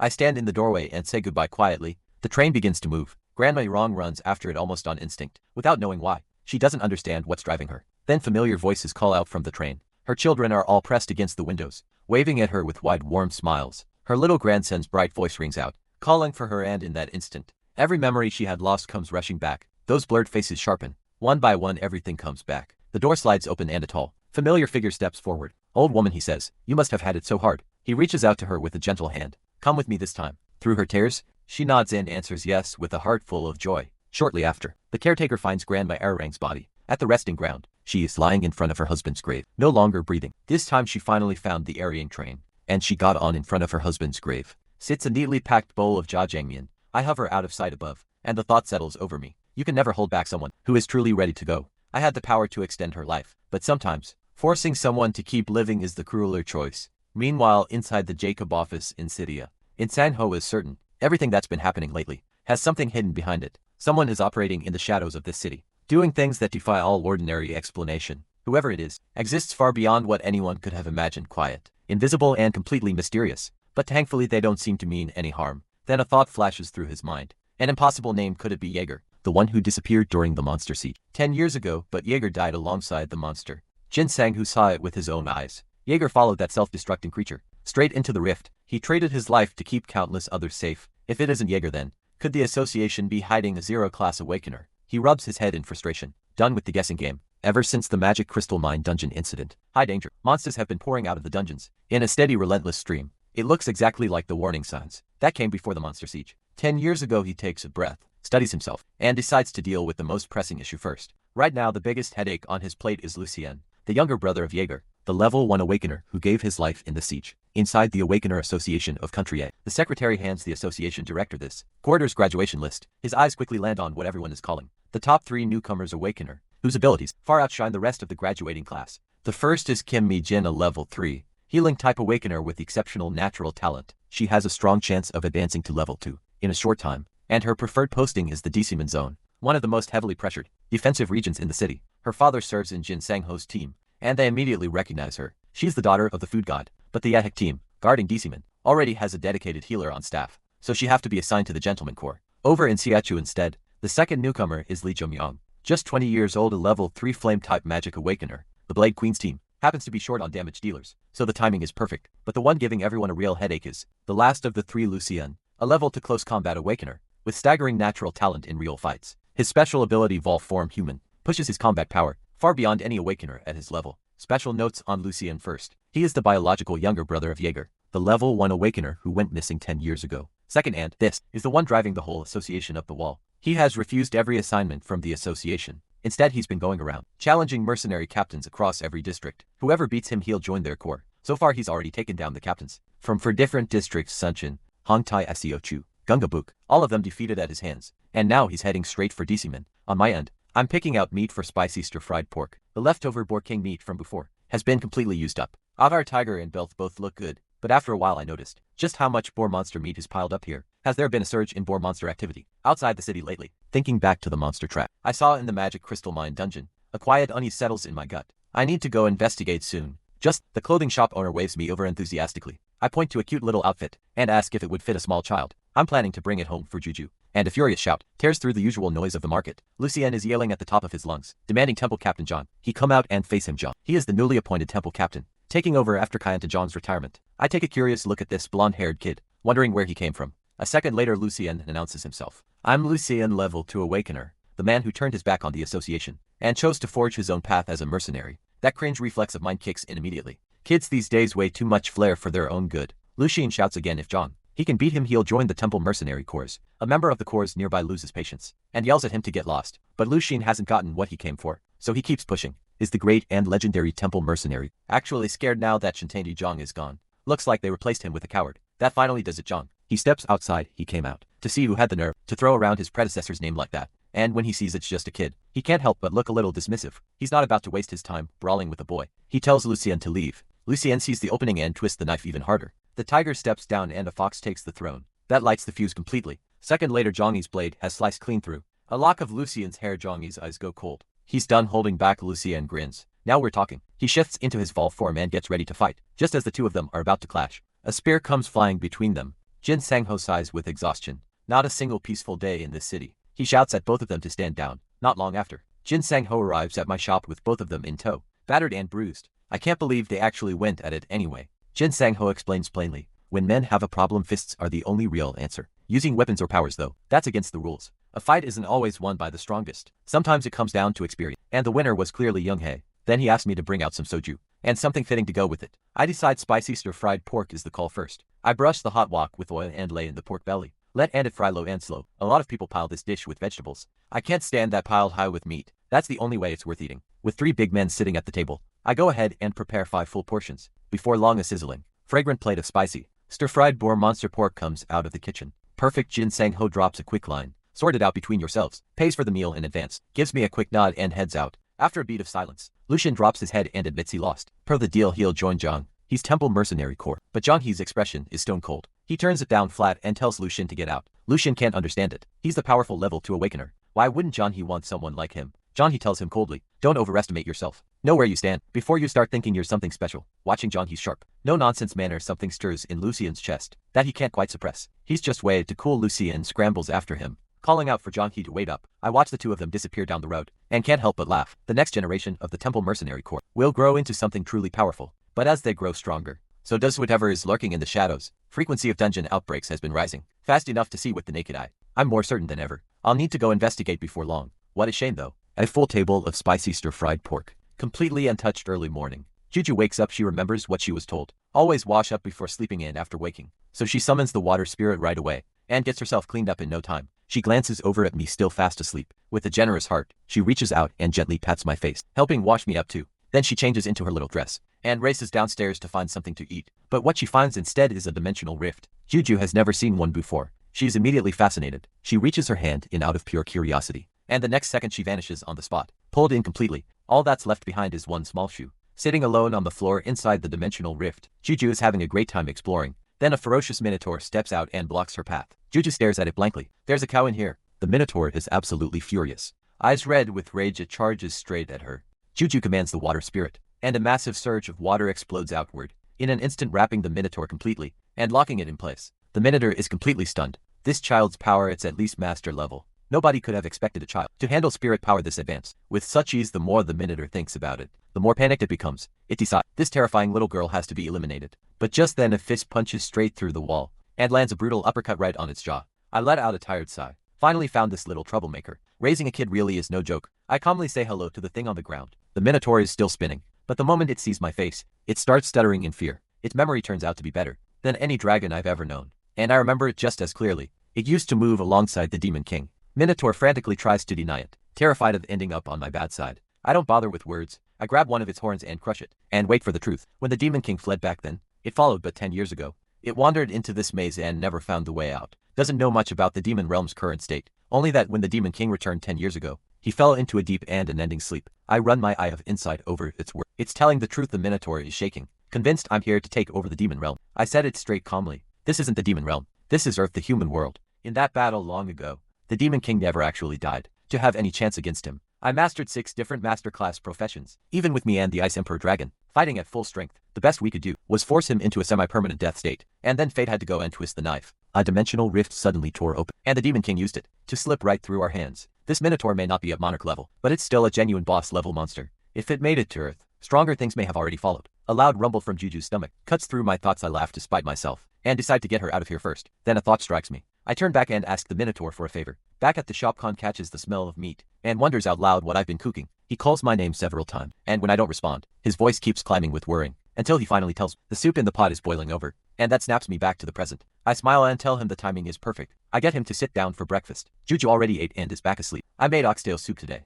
The run-in earlier put the idea in my head, so I made a special trip to the market. As I talk, I keep stuff and chilies in my mouth. Nothing beats this when stress hits. John looks genuinely puzzled, apparently convinced these strange red things must be some kind of rare medicinal herb. One bite and he's gagging, eyes watering like he might actually cry. Then a gentle voice drifts in from outside, softly asking if anyone's there. A girl wearing glasses steps inside. She smiles and says she runs a flower shop nearby, and came by to introduce herself. She holds out the flower she's carrying, says there's a small gift for the shop, but the very next second the aroma hits her, and she asks if there's any meat being cooked. When she hears it's oxtail soup, her eyes light up. She can't help herself. She begs to have a bowl before she goes. I say yes without hesitation, and ask her to while I go to the kitchen to serve her a bowl, but then she spots the chilies on the table, and her expression shifts completely. How could anyone put vegetables on a plate like that? It's practically criminal. And the next second, the chilies on the table literally stand up and try to make a run for it. The onions on the cutting board start rolling away too. The commotion draws everyone's eyes. Girl panics immediately, knowing she's just accidentally revealed her ability. I activate my eye of insight right away and see straight through to who she really is. She's a rare plant regeneration ability awakener, someone who can make plants grow rapidly and even move freely on command. The Aspen Continent, a master-level plant ability user, could lay down a vine wall with just a handful of roses, enough to hold back an entire army. I gently point out the problem. Making the ingredients run away is really putting me in a difficult position here. I've met plenty of vegetarians in my time, but someone who is this fiercely on the side of vegetables, that's a first. Just then, Li Jaff walks in and orders a salad. Li Jaff spots the girl instantly and calls her by name. The flower wielder, the girl, tries to brush it off, but Li Jaff doesn't let up, pressing her, demanding to know why she left the gentleman core and is hiding out here. The girl's composure crumbles through her distress. She admits the truth. She made a mistake and was thrown out of the team. The dungeon was filled with plant-type monsters. She couldn't bring herself to fight them and ran, and as a result their tank got hurt. Li Jiafei's voice is firm. She tells her, when you make a mistake, you own it. You don't run from it. You don't hide in some flower shop at the end of an alley just because it's the place you grew up in. Running away never solves anything. Hearing this, the girl feels a flush of shame and finally makes up her mind to go back and face what she did wrong. He stands up and calls me over for the bill. I don't take her money. Instead, we make a deal. She pay with seeds suited for planting. The girl agrees on the spot, as if she's finally received someone's approval. Just then a familiar figure appears in the doorway. The moment the girl spots the gentleman core captain, her entire body goes rigid. The captain informs her that a new dungeon has appeared. Time is running short. The girl stammers and can't get a word out. His expression hardens instantly. If she truly wants to quit, she can file a formal withdrawal request. Flustered, she explained that she's only afraid of holding everyone back again. The captain gently reassures her. Everyone makes mistakes, himself and the lady included. As long as she corrects them, that's enough. Without another word, he takes her with him and orders her back to the team. Time is tight. There's no room to drag their feet. Before leaving, he makes a point to promise me he'll come back for a proper meal next time, and reminds Li Jiafei to pay the bill. Always happy to have the business come back anytime. Li Jiafei watches them go and can't help grumbling. What a hassle. Then she notices someone lurking in the corner. Why is my nephew hiding over there? Khan is caught red-handed. He panics and stammers that he wasn't doing anything. Li Jiafei sets down her payment, says her goodbyes and heads out the door. Once they're gone, the shop falls quiet again. I turn to Khan and ask what's gotten into him. Khan's face is bright red. He murmurs with a dazed look, "That girl is really something." Then, with all the seriousness in the world, he announces that he has fallen head over heels in love. I ignore him and head into the labyrinth. the towering walls torn down. The space feels wide and open. I take a careful look around and start studying how this labyrinth's unique ecosystem operates. At its core is a special weathering system. The entire place is lined with crystals, crafted through magic stone engineering. The technology is remarkably advanced. I considered taking the device with me, but it's been permanently fixed in place. Move it even slightly, and the magic inside will drain away. It would be a real shame to let all this go to waste, especially with so many willing workers right here. I ask the Minotaur what they mainly grow in this dungeon. One of them gives a simple, honest answer: plants. I grab it by the head, speechless. Only then does it specify apple seed fruit, and pineapple. Apple seed fruit looks like a walnut, but tastes like an apple, sweeter, crunchier, and far better. Pineapple has a soft outer skin. I nod satisfied, and tell them to plant the new seeds I brought as well. These were given to me by the flower wielder: lettuce, cabbage, and carrots. Just as I'm about to explain how to grow them, I noticed a storehouse nearby. It's packed with everything they've collected over the years. Stepping inside, I see it clearly. Piles of seeds and sealed high-grade weapons. All of it was plundered during their invasion of the Iceband continent. Something catches my eye. I activate the Eye of Insight immediately. It's the legendary Sea's Tear, the supreme treasure of the merfolk who rule the North Sea of the Iceband continent. The Sea's Tear holds a miraculous power. It can grant the deepest, most genuine wish of whoever holds it. Legend said it once fell into the hands of a poor farmer, conjuring endless rice for him. It was later seized by force by a greedy, wealthy man. He fled out to the open sea by ship. In his greed, he wished for the Sea's Tear to produce an endless supply of salt, a precious commodity at the time. The gem granted his wish. Salt kept piling up until it filled the ship to the brim, and the overloaded vessel sank straight to the bottom of the sea. It sounds like a fairy tale, but every bit of it actually happened. The gem can produce a special sea salt, perfect for a restaurant like mine. Before I leave, I remind the Minotaurs to eat well and build their strength. They may need to tend far larger fields in the future. The Minotaurs respond eagerly. The moment I'm gone, they all let out a long breath of relief. Horns can grow back, but the fear that never fades. Back then, I beat the Demon King to within an inch of his life. To recover, he had no choice but to sleep for a full 100 years. And then there's that mysterious dragon, Blood Girl, terrifyingly powerful. She can even bend full-grown dragons to her and keep them at her side like servants. The more the Minotaur thinks about it, the more terrified it gets. Convinced I've already quietly taken over the world, and I am now setting my sights on the demon realm. Their only hope? The Demon King has been asleep for only 10 years so far. Given all that, the safest move is to work as hard as possible to please me. Once that logic clicks, it fired up, fully recharged and ready to get back to work. Meanwhile, Shadowcat arrives at a gate. It's the largest gate discovered so far. The dungeon inside must be enormous. Past experience says the bigger the gate, the more dangerous the dungeon, and the stronger the monsters guarding it. But what she sees stops her cold. A dungeon this massive, and it's completely empty. The sky turns dark and heavy, as if ready to swallow something whole. Yet inside the city nothing stirs. Shadowcat makes the call without hesitation. Fall back, this place is not safe to linger in. She classifies the anomalous dungeon as 0 grade. Back at the restaurant, John is acting out of character. He's dressed in formal clothes, even wearing a tie once he's ready. He comes downstairs and asks me how he looks. Is it too weird? Satisfied with my answer, he shuffles nervously and asks whether Shadowcat will come in today. She comes in every day without fail. Today should be no different. Sure enough, the door swings open. The very next moment, Lee Jiafei walks in, same as always, ordering her usual salad. I acknowledge the order and head to make the salad. The moment I look away, Khan bolts out of nowhere. He produces a single rose and drops into a bowl right in front of her. Lee Jiafei is thoroughly amused. She turns him down with a simple excuse. She doesn't date anyone younger than her. Khan refuses to give up and asks how old she is. She doesn't answer, and Khan nearly blurts out that he's a dragon. I catch the moment just in time, cut him off and haul him away by the collar. The way he's acting, anyone would think something's off. I feel a little guilty for the trouble, so I decided to make it up to my customer. I bring out this Sea's Tear I just acquired. It has the power to restore a person's strength. I use it to produce sea salt and sprinkle it over some watermelon to bring out the sweetness. Before long, the salad and watermelon, seasoned with the Sea's Tear salt, are ready. Lee Jiafei takes one bite and is instantly amazed. The exhaustion in her entire body just melts away. She feels her strength fully return. Grateful, she warns me to be careful. A level 3 alert is about to be issued. Level 3 alert is the lowest tier warning, but it still means a tier 1 boss monster will appear. A level 2 alert means at least 2 tier 1 boss monsters, and a level 1 alert hasn't been issued since the monster siege 10 years ago. But this situation feels strange, even by those standards. Guardians and top rank awakeners are all stretched to their limits. Right then a call comes in on Lee Jiafei's watch.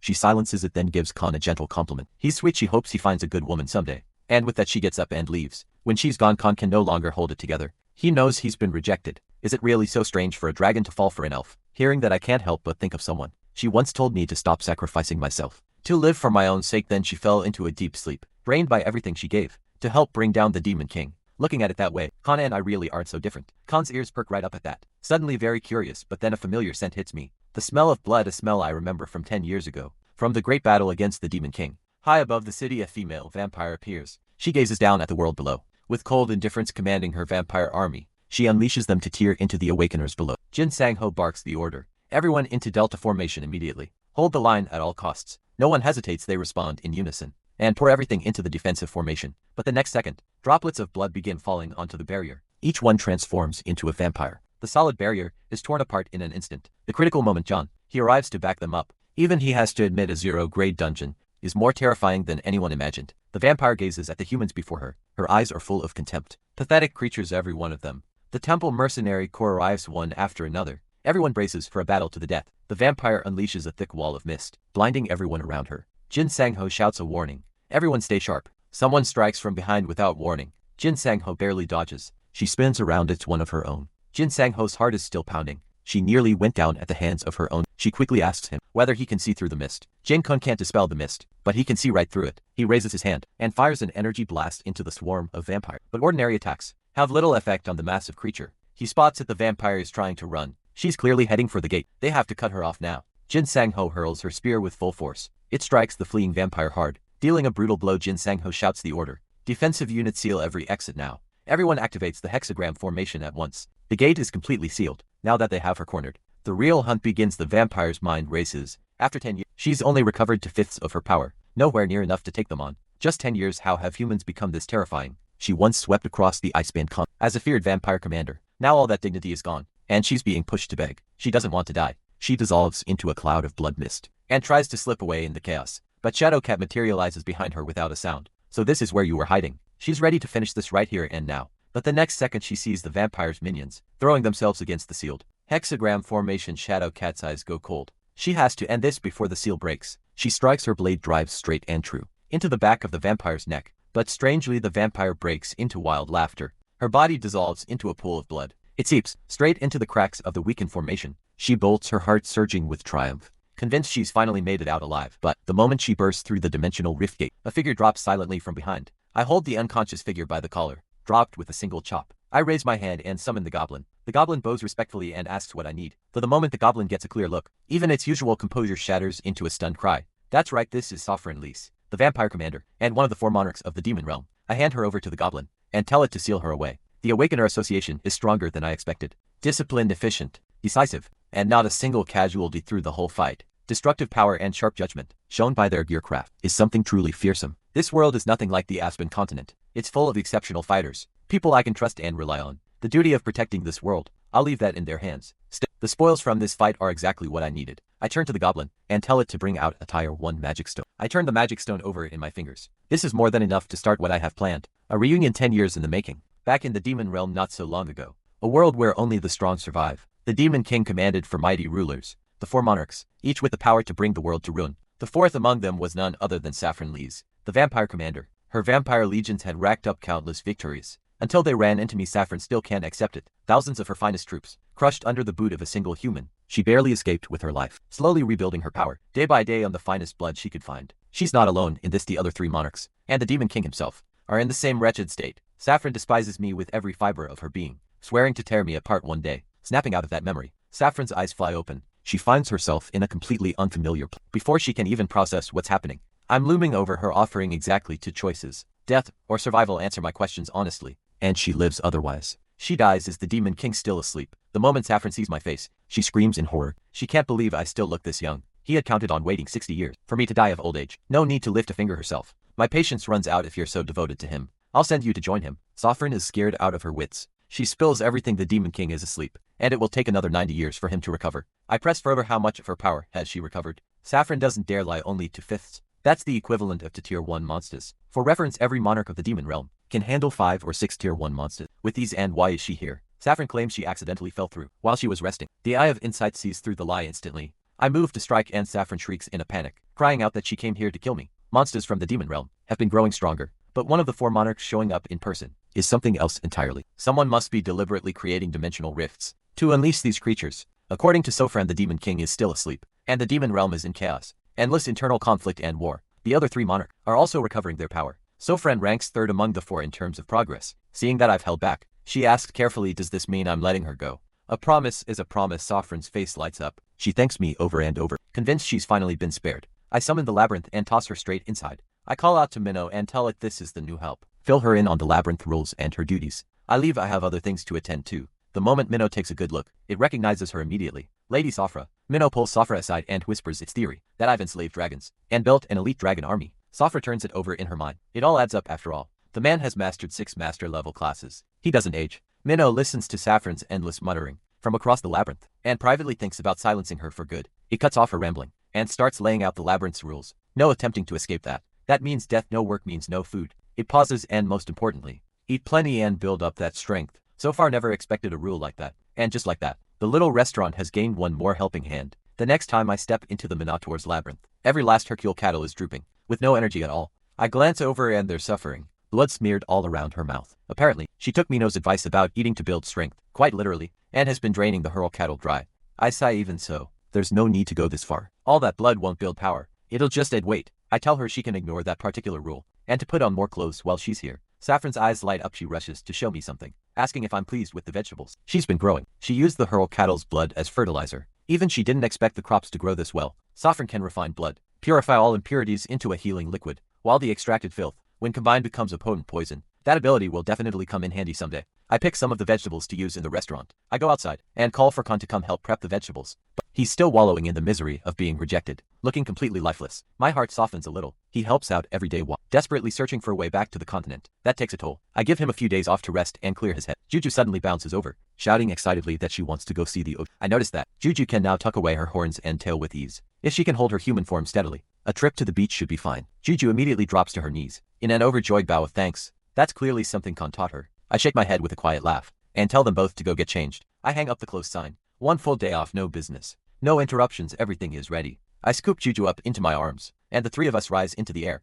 This is just one ability, from one of the 6 classes I've mastered, developed for one purpose, to eliminate large numbers of enemies, swiftly and without being seen. I don't explain, I just tell them both to hold on tight, and we fly toward the sea. We move fast, and in the blink of an eye, we're standing at the shore. This used to be a popular beach resort, but with the gates appearing, it's long since become a lawless zone. John and I settle onto the sand, and watch Juju splash around in the water. Just sitting here in the quiet. It's enough. I call over the goblin, and tell it to bring out the fishing rod I brought back from the eastern continent. The goblin hands over Taigang Wang's fishing rod. Without a word, it was a precious gift from the eastern immortal. After I help them, even without bait, it can pull up something massive, perfect for catching today's meal straight from the sea. The immortals once said, fishing gives a person the stillness to look within. I still don't understand it. Every time I look within, all I find is regret. Besides, this rod does all the work itself. No need to think too hard. Before long, something takes the line.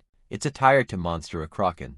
Juju is busy directing the water spirits to catch more creatures for me. I'm a little surprised. They've brought a fully grown gammon fish, along with everything else. Unfortunately, gammon fish taste terrible and aren't worth eating. But I tell Juju she did a great job. Normally, the bigger the squid, more ammonia, which means a strong, unpleasant smell, but kraken are different. They use magic to regulate their own buoyancy, so there's no off smell at all. The flesh is incredibly tender and fresh. You can even eat it as sashimi. Back when I was with the Legion, my favorite was kraken broth. Too bad ingredients are limited today. So instead, I make butter grilled kraken legs and kraken sashimi paired with Horko milk. Juju stares at the food with wide, hungry eyes and keeps crying out that she wants some. I carefully blow on the sashimi to cool it down before handing it to her. Juju takes a bite and her eyes go wide. She shouts that I'm the best. Luminous drift through the air, glowing softly, beautiful to look at. They're a type of insect that feeds on the salt of the sea, giving off a faint light. The word salt hits me somewhere deep. I think of my father. He was originally from D City, moved to a city later, but he never stopped longing for home. When I was young, after long shifts, he'd come home with soju and squid sashimi. We'd sit neat together, just the 2 of us. I used to think getting into university was a finish line,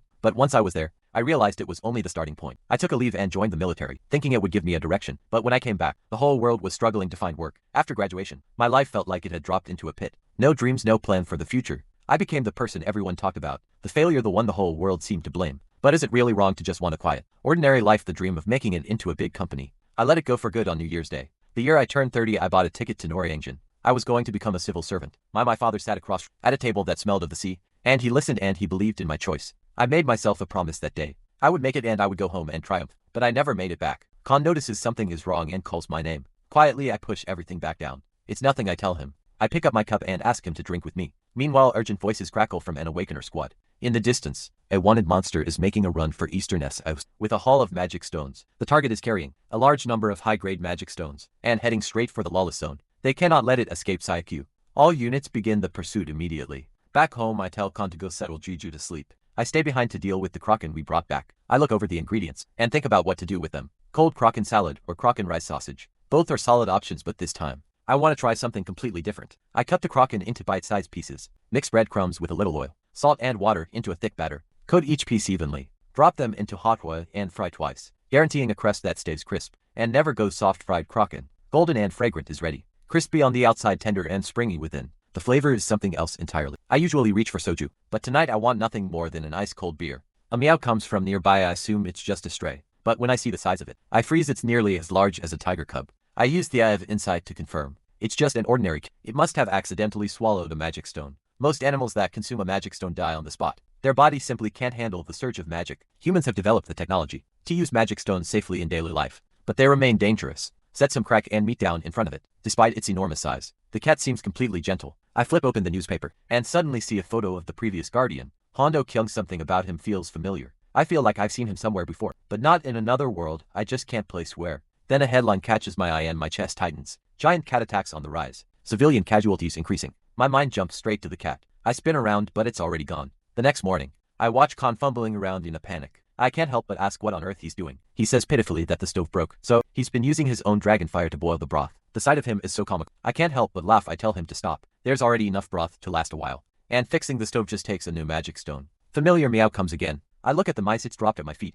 and declined the offer with a mix of amusement and exasperation. Juju has decided the giant cat is a baby tiger. She runs circles around it, calling out big kitty and little tiger over and over. Before anyone can stop her, she's climbed onto its back and is riding it like a horse. Even so, the cat remains completely calm, letting Juju play on its back without the slightest complaint. I'm more certain than ever. This isn't the cat causing the attacks. Could there be others that swallowed magic stones too? The cat plays with Juju for a while, then quietly slips away. The gentleman corps captain pushes the door open and steps in. He's just looking for a simple meal. John-hee and Lucen trail in behind him. They want to eat well before heading out to deal with the cat situation. John-hee wants something light and refreshing. We happen to have fresh squid in today. The moment he says refreshing, I know exactly what to make. I bring out a fresh squid stir-fry. Hot off the stove, John-hee's eyes light up immediately. He asks if there's steamed white rice. He mixes the stir-fry right into his rice, the move of a seasoned food lover. I turn to the captain and ask if they're heading out to handle the cats. After they eat, he nods. The cats behind the attacks are most likely survivors of an incident from a year ago. A year ago, a thief people called the Monster stole a transport vehicle carrying Tier 4 and Tier 6 magic stones. After making off with the haul, he vanished without a trace. No one ever tracked him down.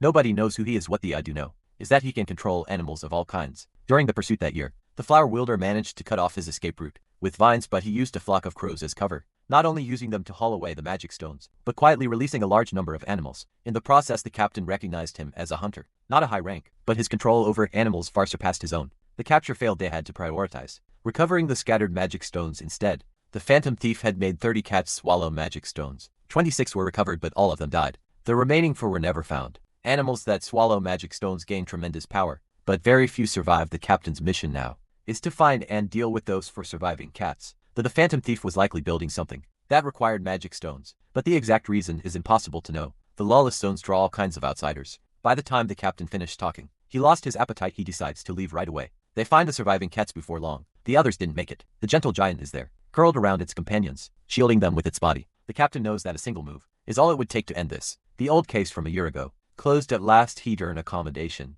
His team would gain recognition. He keeps telling himself, don't let sympathy get in the way. Keep duty and feeling separate. That's the right choice, but can he really do it? The following evening, the captain is back at the shop. The moment he walks in, his expression is dark. He asks for something strong. All I have is fire liquor. High proof, but nothing refined. He takes it without complaint. Just bring it over. It's close to 60%. As fierce as orgum liquor. Drinking on an empty stomach will wreck him. So I decided to add a dish of sweet and sour beef. We're out of pork, so I'll use the beef leftover from last time. Sweet and sour is different from the pork version. It only needs a simple fry. Once the batter turns a deep golden color, I lift it out of the oil. One more pass through the fryer and it's done. I slide the dipping sauce across the counter and ask if he wants to use it. The dish is on the house. He insists on paying. Says he needed something to drink to, but he waves off the sauce and asks for plain salt instead. That quietly surprises me. Eating with just salt lets you taste the ingredient for exactly what it is. I didn't expect that. He's a real foodie. The fire liquor arrives and the captain digs in. After a sharp cough from the liquor, he finally calls me over and asks what's been sitting on his chest. When your head and your heart pull you in completely opposite directions, which one do you follow? I let out a quiet breath. Neither choice ever comes without a cost. On the battlefield, I faced this more than once. When a comrade fell badly wounded,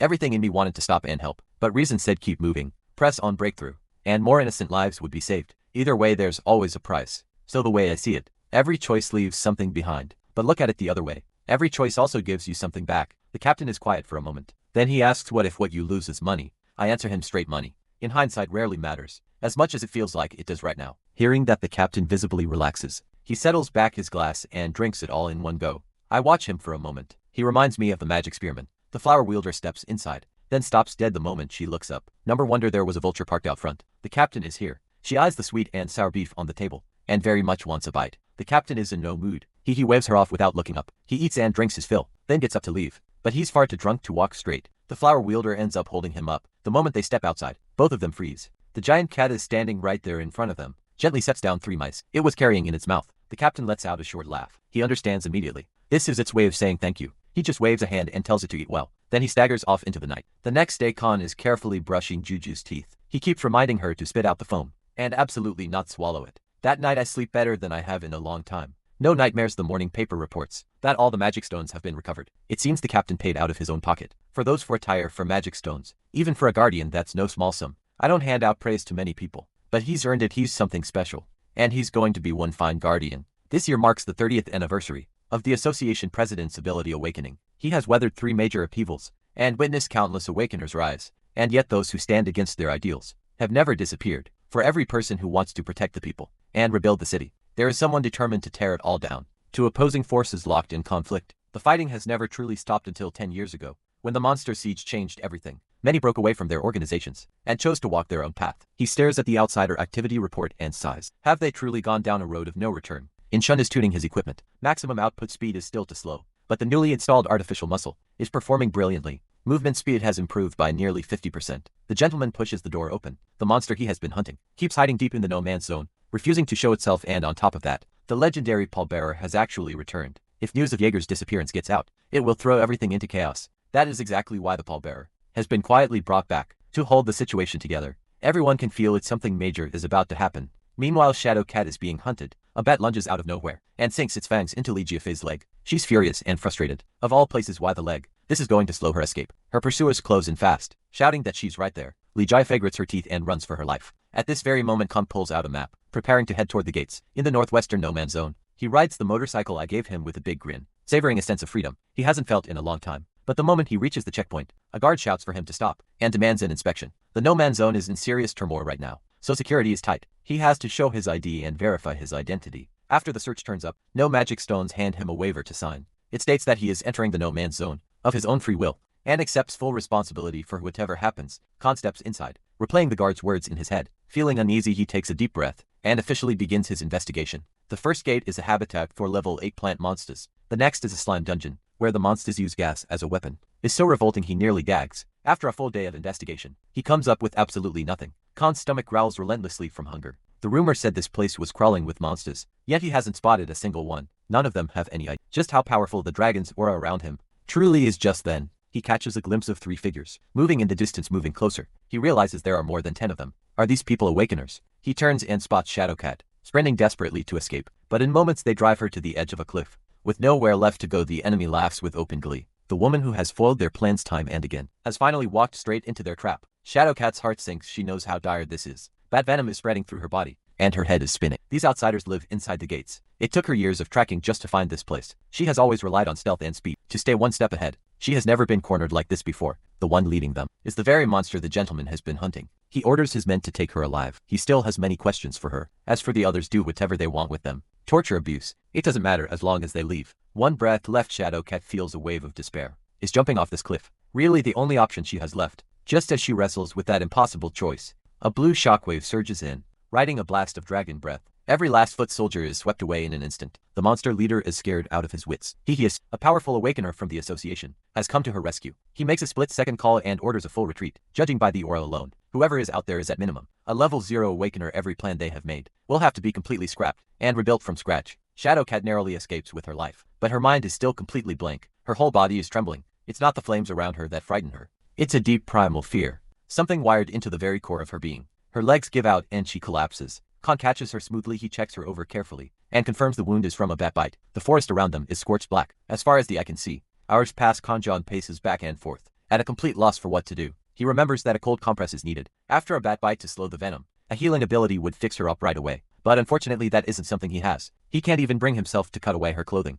and clean the wound to prevent infection. She's a woman, he's a man. He's too flustered to do it, but leaving it untreated will only make things worse. He keeps telling himself it's just first aid, just a small tear in the fabric. It doesn't mean anything. The moment he finally steels himself to act, Shadow Cat wakes up. Khan leaps back several steps, face flushed all the way to the tips of his ears. Scrambling to explain himself, he stutters out that he was just passing through on his travels and happened to find her. She notices the pain has lessened and immediately understands what he was trying to do. He thanks him quietly. Khan waves his hand stiffly, muttering that it's nothing. Too nervous to say anything more. Another loud explosion rumbles in the distance, but Shadowcat's body is too weak. She can't move even a single step. Khan immediately steps in front of her to shield her. Shadowcat urges him frantically to leave. This place is too dangerous. And Jin Shun's voice cuts through the chaos. Seeing that she is alive, Jin Shun finally breathes a sigh of relief and pulls out a healing agent. He turns and sees Khan completely baffled. What is the restaurant owner's nephew doing out here? Khan nervously insists once again that he's just here traveling. Jin Shun doesn't press further. The gentleman, who has just arrived, promises to send a thank you gift to the restaurant, but he insists that Khan leave this dangerous place as soon as possible, that the outsider's base is very likely somewhere nearby, and Khan has no choice but to head back home. He tells me everything in full detail, including the part where he used dragon breath. I'm busy playing with Juju and don't think much of it. If anything, I think he did the right thing. Khan watches Juju slowly crawl from my hand up to my neck, then asks with a worried look, is that really okay? Doesn't it wear you out, playing with this little troublemaker all day? Of course, it's exhausting, but it's the only way to burn off Juju's energy, so she can actually sleep through the night. Back at the Awakener Association, the gentleman and Shadowcat run an investigation on Khan and me. Everything comes back normal. Just ordinary people. There are travel records of Khan moving through multiple no-man zones, all completely routine. The assessment report shows that both of our magic power readings are completely zero. Neither Khan or I show a single abnormal data point. Shadowcat stares at the report, but the suspicion in her mind refuses to go away. If both of them are truly ordinary, then who caused a falling out among the outsiders themselves? And yet, even as she knew in that moment that whoever it was had saved her, every instinct in her body screamed at her to run. That fear was carved into pure instinct, stronger even than the terror of being hunted. Why would she feel something like that, coming from the restaurant owner's nephew? That night I dream of it again. The darkest, most desperate 10 years of my life. The icebound continent. The vast eastern and western continents, stretching beyond the horizon. I walked every last one of them. I scoured every ocean as well. I sought out the wisest scholars in the east, and the greatest minds of the west, all for one single answer. Not a single one of them could tell me how to go home. And then at the very moment I broke down and begged, a gate of light appeared out of nowhere. I froze, so stunned I couldn't even get a full sentence out. This, what in the world is this? With trembling hands, I reached out toward it. A tremendous force seized me and yanked me through the gate. The world before me shifted wildly. On one side, the wild and twisted demon realm. On the other, the pristine, untouched land of the legendary elven realm. And then another, a high-tech world teeming with mechanical civilization. Where was that? It was the most staggering thing I had ever seen in my entire life. A blinding burst of light exploded before me, and I jolted awake, gasping for breath, wrenched completely out of the nightmare. The familiar sound of a broadcast fills my ears. It was all just a dream. I looked down. Chuchu is curled up in my arms, sleeping soundly. The broadcast continues. Jin Sang-ho, magic spearman and guardian of DC-man, has officially been promoted to level 1 awakener. The association now has 4 level 1 awakeners in its ranks. Their significance cannot be overstated. Level 1 awakeners don't just reassure the public, they intimidate enemies listening to the broadcast. I feel a quiet unease. Why announce this so quickly? Could it have something to do with the outsiders? At the Awakener Association, the mood inside the meeting room is heavy. The pallbearer, who vanished on a solo investigation 3 years ago, has officially returned today, unofficially recognized, yet possessing the full power of a level 1 awakener. This is the first time Jin Sang-ho has ever laid eyes on the legendary pallbearer in person. His ability is classified at the highest level. Only the association president knows what it truly is. Every time the pallbearer speaks, his voice seems to come from all directions at once, making Jin Sang-ho question whether this person is even human. Everything that has happened recently has left Jin Sang-ho mentally drained. All he wants is a cold beer. Jin Shun immediately perks up. He drags Jin Sang-ho into the little restaurant. In broad daylight, Jin Sang-ho is a little surprised to find that I ordered delivery.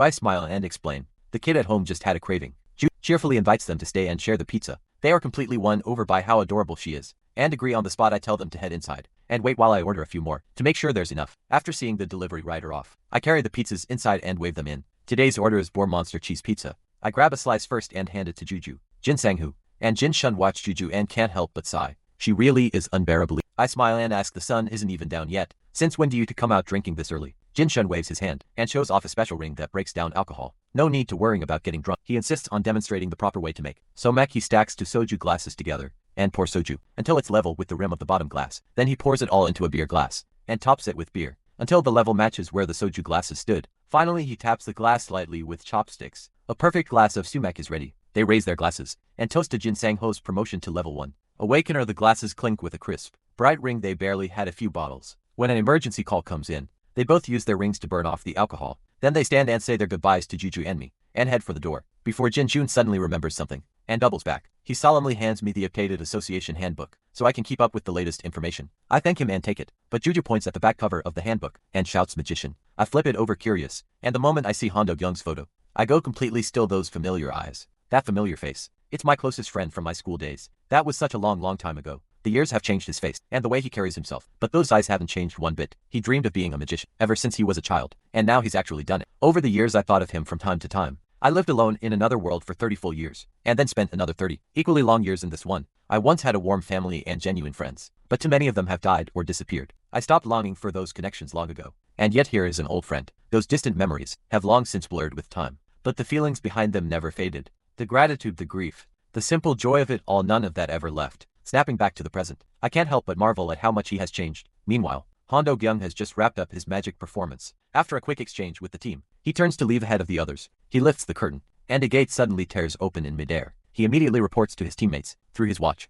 The location is on the rooftop of the neutral tower, on the outskirts of Maya Station. A gate appearing somewhere like this could cause mass casualties. It has to be dealt with immediately. Hondo Gyung raises his hand, and transforms a playing card into a flying carpet. He leaps onto it without a moment's hesitation, and charges straight into the gate. Even someone as experienced frowns slightly at what he finds inside. A swarm of cold, unsettling mechanical monsters. This place is stranger than anything he could have imagined. No time to dwell on it. The priority is to clear them out fast. He draws his trump cards, the Joker pair. He materializes the Joker's power into a physical form. In just a few swift moves, every last minor monster is wiped out with ease. His teammates arrive just in time. He tells them immediately, these monsters are far too weak. Something doesn't add up. Every dungeon has a boss-level monster. Without fail, the words have barely left his mouth when the shattered remains begin merging together at a frantic pace. But Hondo Young deals with it all the same. He brings the mechanical parts from the dungeon to the Awakener Asikation's industrial division. For analysis, these are a completely new type of monster. Threat level unknown. The gate appeared near Gungabuk, a ruined district, and it's packed with these mechanical monsters. Jin Shun studies them carefully and finds the design is surprisingly simple. They operate on the same principle as a clockwork-driven clock. The power core appears to use level 8 or 9 magic stones. The build is crude and their ability to channel magic is extremely limited, but with such a rough design, how are they containing the raw power of unrefined magic stones? Could it be the material they're made from? He looks up at Hondo Gyung to confirm whether a boss-level monster appeared in that dungeon. Hondo Gyung nods. The boss was too large to transport himself. He has already contacted the association, and someone is handling the delivery. Jin Kun thanks him quickly and asked him to please wait just a little. He recalled the intelligence Paul Bearer reported earlier. The worlds connected through the dimensional rift. Number far more than one. If the rift is linked to a world with advanced mechanical engineering, that is a serious problem. Jin Shun immediately has the researchers verify the material composition and magic signature of the parts. This might just be the key to solving the problem with org. Finally, point org's research in a new direction. The research will take time. Jin Shun invites Hondo Gyung to grab a simple meal together. I stand at the entrance of the restaurant, silently repeating the name Hondo Gyung over and over in my head, heart full of anticipation. I keep turning the same question over in my mind. If we really do meet, what am I supposed to say? My mind drifts back to childhood. It was a cooking class, the kind where parents were supposed to join in. Back then there was nothing I disliked more than doing things together with my parents. My father's business had failed. Things at home got worse day by day, and the chances to see him grew fewer and fewer. I didn't want to be a burden, so I hid the notice about the cooking class. I dug out the cookbook at home and decided I would handle it on my own. But every recipe inside used expensive ingredients I had never heard of. The fine dishes and fancy ingredients felt worlds away from anything I could touch. Then I turned to a page with tteokbokki and finally let out of breath that I could do. But things went wrong almost immediately. The sauce kept bubbling over the sides of the pot. I kept my composure and told myself I could manage this alone. But either the heat was too high, or it came out way too salty. I scrambled to add water to balance it out. But after all that water, it was so watered down. It had almost no flavor at all. The ingredients were gone. I just stood there completely at a loss. I kept telling myself it would be okay. But deep down I had already lost all confidence. I couldn't do this. And then a voice came from right beside me. Soft and easy, is that tteokbokki you're making? He reached out to grab a piece. I panicked and tried to stop him. But Hondo Gyung ignored my protest and took a bite anyway. Then he turned and shouted to everyone around him, this tteokbokki is really good. I was stunned and a little hurt. It tasted terrible. Why was he lying? He looked straight at me and said completely seriously that he was going to be a magician one day, one who could use magic to make anything taste delicious. Hondo Gyung said to turn the heat all the way up. Then he reached toward the pot and performed his magic. The other kids crowded around, curious, watching us make tteokbokki. At first they said it couldn't possibly be authentic without fish cake, but Hondo Gyung just picked up a spoon and invited one of them to try it. To everyone's surprise, after one bite, the kid let out a genuine gasp of delight. I took a bite myself, barely believing it, and it actually tasted good. I asked him, baffled, how he had done it. The other kids swarmed around us at once, and my tteokbokki suddenly became the most popular thing in the room. I couldn't help asking again, but Hondo Gyung refused to share the secret for free, so I pulled out the only 500 won I had and offered to buy it from him. To my surprise, he had no interest in money at all. What he wanted instead was for me to walk home with him every day. And in that moment I finally understood. He was alone, so I agreed without hesitation. And from then on we walked home together every day. That was how Hondo Gyung and I became best friends. Until the following year, when things at home got better and we moved away. After that we lost touch completely. We weren't together for very long, but the gratitude I felt has stayed with me ever since. Back in the present, the tteokbokki in the pot has cooked to exactly the right point now. Now I just need to reduce the sauce and let it soak all the way into the rice cakes. Then I take the remaining boar monster meat, fry up some chili peppers, and set it out for dipping alongside the rice cakes. Juju sidles up right on cue and announces she wants meat. I tell her to go play for a bit. This dish needs a little more time.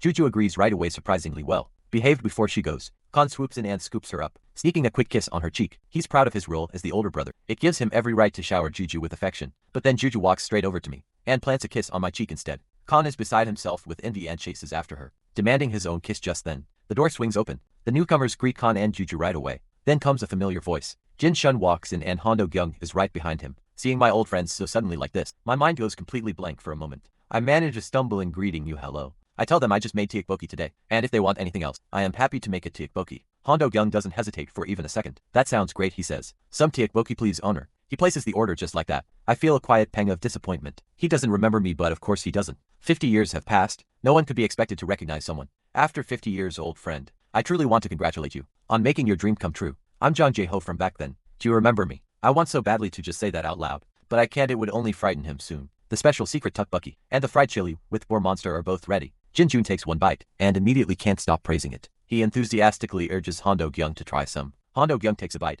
and his brow furrows ever so slightly, as if something in the flavor is familiar to him. He seems to have picked up on exactly what's in the sauce. It's a taste he knows from somewhere. Tteokbokki like this is meant to be enjoyed with the group. He says. They immediately invite me to join them. Just then Juju toddles over and points out that Hondo Gyung has sauce on his beard. Hondo Gyung laughs and turns it into a game with her right away. There's a card hidden in your new outfit. You know, he tells her to hold on to it. Juju does exactly as she's told. Second later, flowers appear out of thin air. Juju lets out a delighted shriek. Hondo Gyung tells Juju to bring the flower to me, then invites me once again to join them for tteokbokki. Juju comes running toward me, flower held high. I smile and say yes right away. Then Jin Kun's watch lights up. The test results are in. All thoughts of eating vanish instantly. He says a hasty goodbye and rushes out. After Jin Kun is gone, Hondo Gyung turns to me and asks whether I added instant noodle seasoning to the tteokbokki. The question stirs something in him. He begins to recall an old memory, a friend he used to play with. Back then his family didn't have much. They couldn't afford expensive food, but he was good at making tteokbokki with instant noodle seasoning. The two of them would always eat until they were stuffed, then talk for hours about their dreams. His dream was to become a magician. He loved the way people's faces lit up when they saw a trick, but for a long time,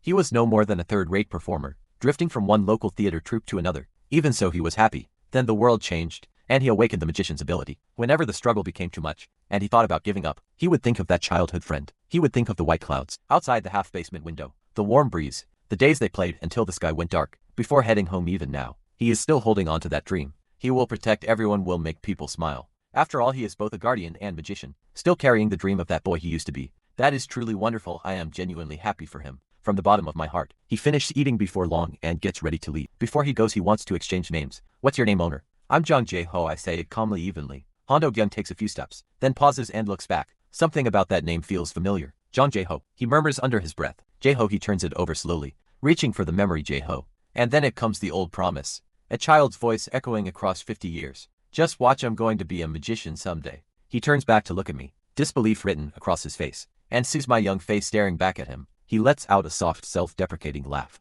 Of course not. How could it be? What? Welcome back anytime, old friend. I say it only in my heart. I walk alone to the riverside and stand there in quiet stillness. The river that was once called an open sewer has become remarkably clear. Not far along the bank, a turtle lies on its back legs, kicking helplessly. Unable to right itself, I walk over to help, and when I pick it up, I realize it's actually a large soft-shell turtle. The moment I set it back in the water, it darts away in a flash faster than I expected. Then a streak of silver cuts through the water. A school of plump, lively salmon. This is the peak season for salmon, when the flavor is at its finest. They push upstream through the churning current, without hesitation. Fish that strong will taste extraordinary. Today's ingredients are decided. Then the same soft-shell turtle swims back into view, throwing everything it has into crossing the whirlpool ahead. I watch with curiosity, but in the end, it fails. My stomach chooses that moment to remind me it's empty. The menu is already decided. I get up and head home. The finest salmon once came from the northern countries. Rich in fat, perfect in texture. Domestically farmed. Salmon tends to run smaller and leaner, with noticeably less flavor. But there has been no international trade for a long time. Now just catching salmon at all is something to be grateful for. Preparing salmon is a painstaking job though.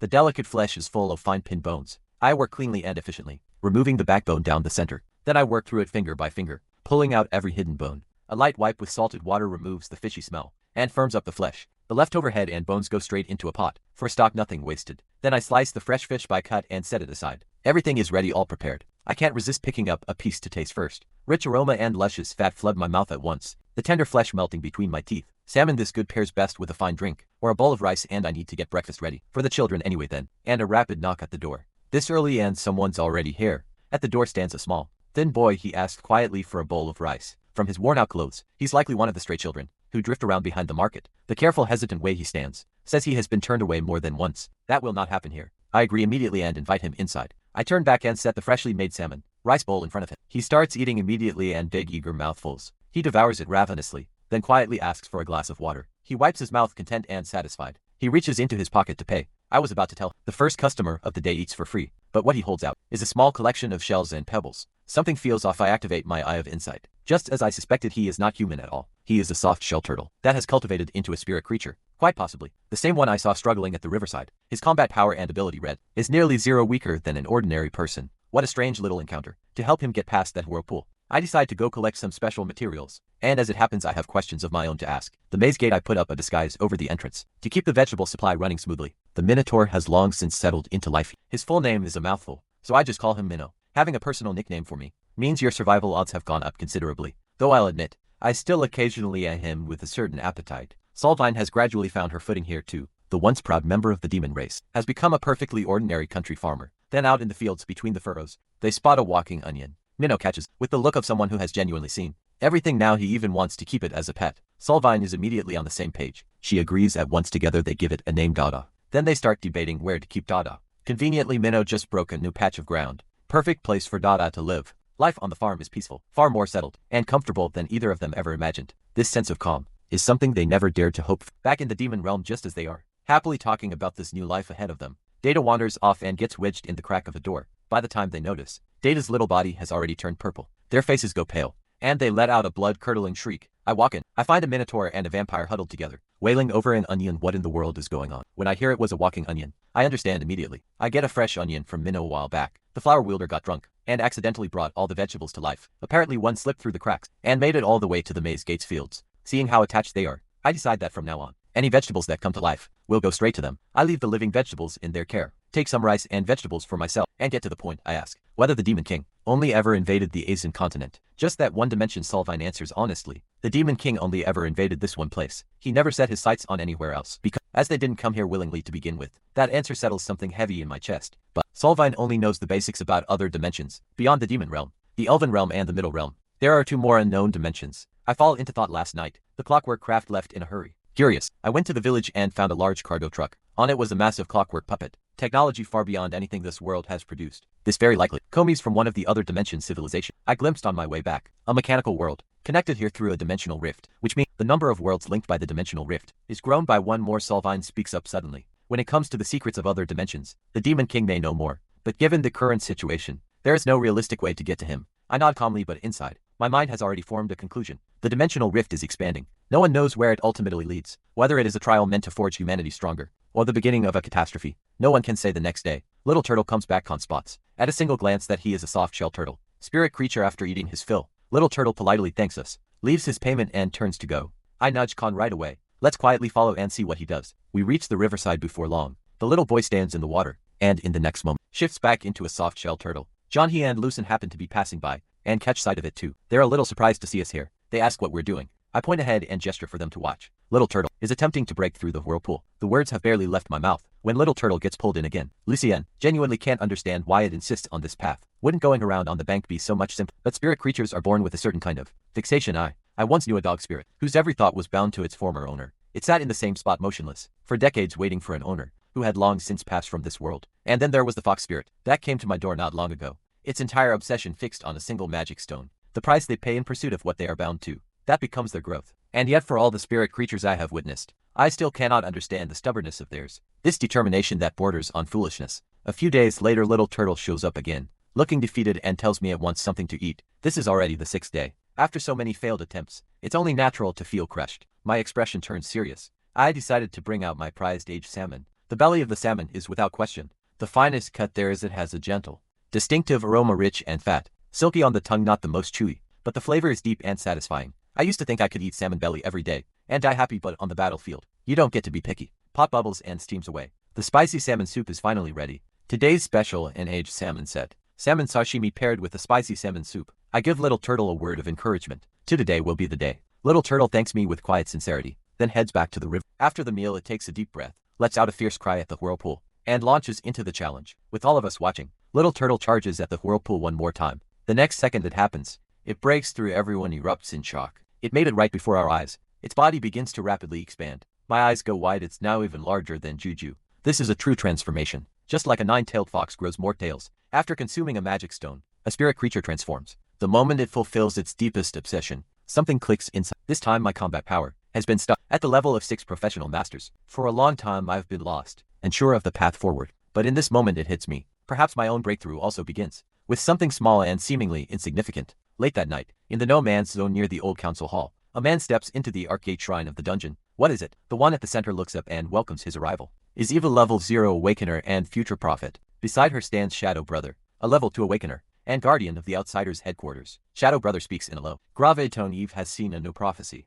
Show us. Eve raises her hand and replays the vision. The image unfolds. The no man's zone in the southeast of Yangzhou. In the prophecy, the entire world appears to be split in two. Then everything is swallowed by a thick purple haze. Just as Eve is about to continue, she breaks into a violent coughing fit. She covers her mouth, but blood seeps through her fingers. Even so, she forces herself to keep going. Very soon the world will be plunged into chaos. A being of overwhelming power will descend upon this world. The rest of the vision remains blurred. She can only wait for the prophecy to resurface. But one thing is certain, something terrifying and immensely powerful lies dormant in the city where the association stands. It is so powerful that no one can see it, touch it, or even find it. Eve's prophecies have never been wrong. Shadow Brother issues the mission. The destination is Deciman. The agent must conceal his identity and gather all available intelligence. If an opportunity arises, infiltrating the association building directly would be ideal. Level 1 Awakener Black Mamba will accompany him. Monster is surprised the outsiders have only 3 or 4 level 1 Awakeners. Black Mamba is a top-tier spy and assassin. Working alongside someone like that will significantly boost the mission's odds. Monster nods,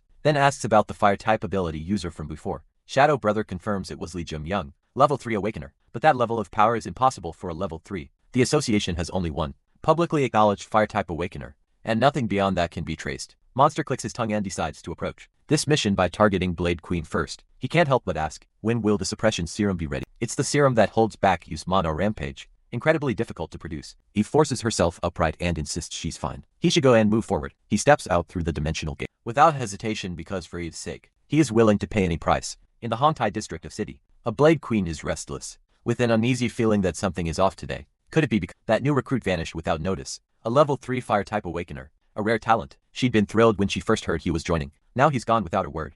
I can't stop wondering, did she come down too hard on him yesterday? Just then a sinister presence surges from behind. She snaps into combat readiness instantly, but Monster appears behind Blade Queen, without making a single sound. Her eyes narrow, she recognizes him immediately. Beast Tamer, she triggers the alarm at once. Enemy spotted at the Hongtai intersection. It's the Beast Tamer. The next second, a swarm of rats floods in under his command. Blade Queen quickly orders her teammates to evacuate civilians, but to her shock, Beast Tamer has no intention of attacking. He doesn't even acknowledge her. Charging straight past toward his target, Blade Queen's stomach drops. That direction, it leads straight to the association. He sends out the alert immediately. Level 2 Awakener. Beast Tamer is closing in on association headquarters. The association president shakes his head in disbelief. How did Beast Tamer come to this? He used to be a guardian. He once gave everything to protect the people. Not quite on the level of the Gentleman Corps, but a master of stealth and misdirection. In urban combat his agility and cunning were unmatched. During the monster siege 10 years ago, his performance was nothing short of brilliant. Who could have imagined he would become an enemy of the association? Based on everything he knows about him, the president is certain this is a diversionary tactic. The outsiders have recently been after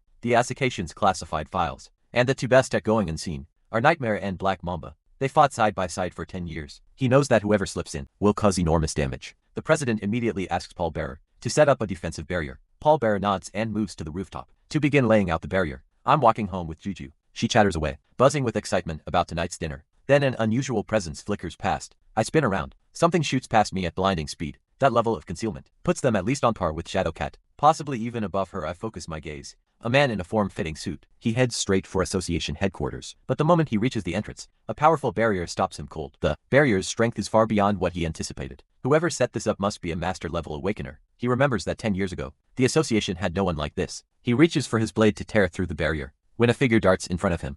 It's Shadowcat. She trades several exchanges with Black Mamba, cutting off his next move. They lock eyes, both know exactly who the other is. Black Mamba speaks with a trace of amusement, saying he doubts Shadowcat can hold him alone. Shadowcat smiles. She never planned to face him alone. Your real opponent isn't me. The words barely leave her mouth when a spear cuts through the air. Jin Sang-ho arrives just in time, taunting Black Mamba. Surprised an old man like him still hasn't retired. Black Mamba is genuinely caught off guard. That little kid from back then has grown into this. Meanwhile, across the city, Beast Hammer and Blade Queen are still locked in a standoff. Blade Queen is growing anxious. Beasthammer is clearly trying to force the situation into chaos. If things spiral out of control, the Guardians will be at a serious disadvantage. A blast of freezing energy surges in, sealing both of them inside an ice barrier. Cheyenne arrives just in time. The moment she sees Beasthammer, the name slips out before she can stop it. Yanwu, her eyes are red.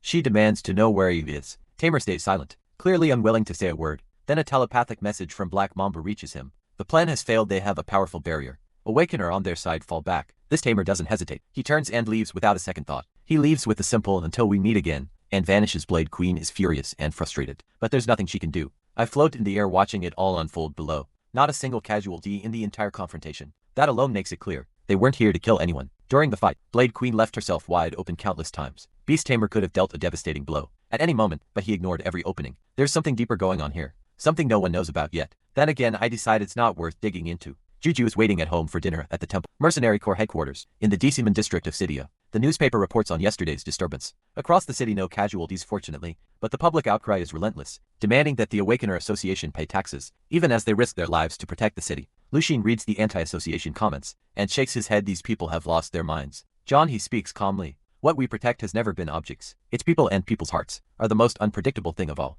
Even if you give your life doing good, you won't only hear praise. That's just reality, but to attack the very guardians who throw themselves into danger to save lives. Lucien feels a chill run through him. Without guardians fighting with their lives on the line, this place would already be hell on earth. His brother Jaeger gave his life to protect this place. This is how people repay them. Do they actually want every last guardian to die? Johnny gives his shoulder a quiet pat. Just endure it, this is our fate. In a world like this, those with strength are meant to bear the burden and willingly share it with others. Back at the restaurant, Juju is the first to wake up. As always, she gently pats my head, then presses a sweet good morning kiss on my forehead. I'm fast asleep and don't feel a thing. She shifts into human form right away and gets ready to head out for the day. A small wave of her hand and her water spirit appears. She pulls on her shoes, and she's instantly bursting with energy. Done. Let's go. She pushes open the door and calls out, "Little tiger, come on." She leaps onto the big cat's back. Off they go. The two of them dash deep into the forest. The big cat brings Juju to the graves of its companions. Something glittering beneath the soil immediately catches her eye. She reaches down and pulls out a magic stone. Then a second, then a third. She remembers what I told her. If you cause trouble for someone,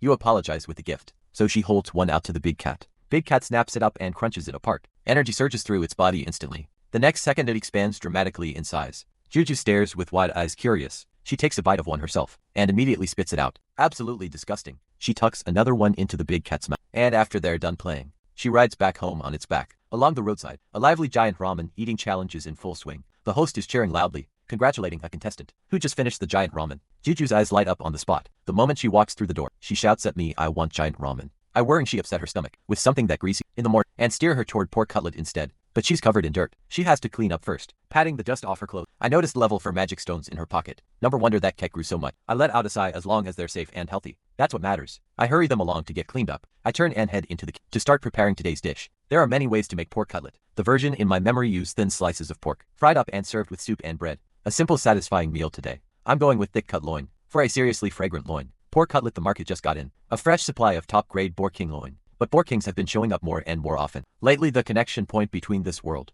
and the demon realm be expanding. A soft sound comes from the entrance. Food God walks in with a smile. I smile and greet him. It's been a while. Haven't seen any of the guardians around lately. Yesterday, the association put up a powerful barrier. Not something an ordinary awakener could manage. A master-level dual barrier. So the outsiders' attacks aren't over yet. I push the thought aside and turn back to him. Just a moment, it'll be ready soon. While the meat fried, I start preparing the signature dipping sauce. I picked up a special recipe. Worcestershire sauce from a handcraft shop. The aroma is unlike anything else. I blend it carefully. Worcestershire sauce mixed with salted mustard. Soy sauce. The door swings open again. I tell the young man the menu changes daily. Today it's pork cutlet, only the Boar King loin. Pork cutlet comes out fresh and impossibly fragrant. His eyes light up. This cut is massive. He takes one bite and freezes. This is unreal, it's so good. And it's priced the same as anywhere else on the market. He can't believe it. You could charge double for this, and it would still be worth every bit. He devours every last bite, then immediately orders another. He turns and spots Food God. The young man straightens up and introduces himself with pride. I'm Zhang Anchang, the rising star competitive eater of this city. I've always wanted to meet you. Food God immediately orders another plate. My heart sinks. I can already feel it. Today is going to be non-stop. The two of them go all out, eating without pause.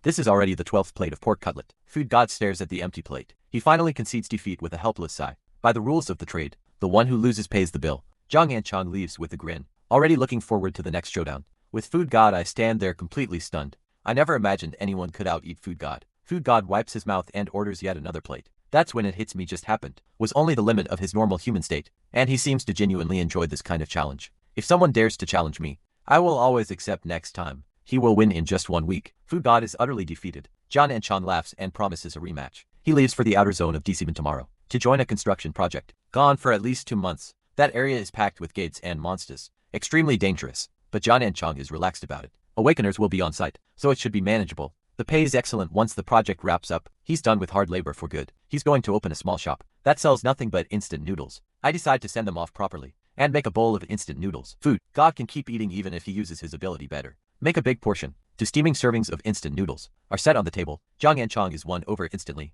This is exactly the flavor he loves most. John Chong is an orphan. He grew up in an orphanage in Yangzhou and started doing physical labor as soon as he was old enough. As money was always tight, whenever there was good food, he stuffed himself as much as he could. Over time it just became the way he ate. Only a full stomach could get him through the bitter cold, the scorching heat and everything else that came at him. On most days instant noodles were all 3 meals, but somewhere along the way, he fell in love with that flavor. That's why he wants to open a noodle shop, a place that's truly his own, where every bowl is piled high with noodles, and every person walks away completely full. Juju comes running over holding up some eggs. Mr. Big Eater, here are some eggs for you. John Chong smiles and takes the 2 warm boiled eggs. Juju shakes her head with a serious look. And this one is for Food God. He looks at her and something warm stirs in his chest. What a kind little kid. John Chong waves with a wide grin. Next time we settle this properly. Food God nods deal, but his eyes carry a worrying he can't quite hide. The no man's zone is genuinely dangerous, but with awakeners involved, even the most perilous jobs can be handled. This kind of urban expansion has always been driven by the Awakener Association,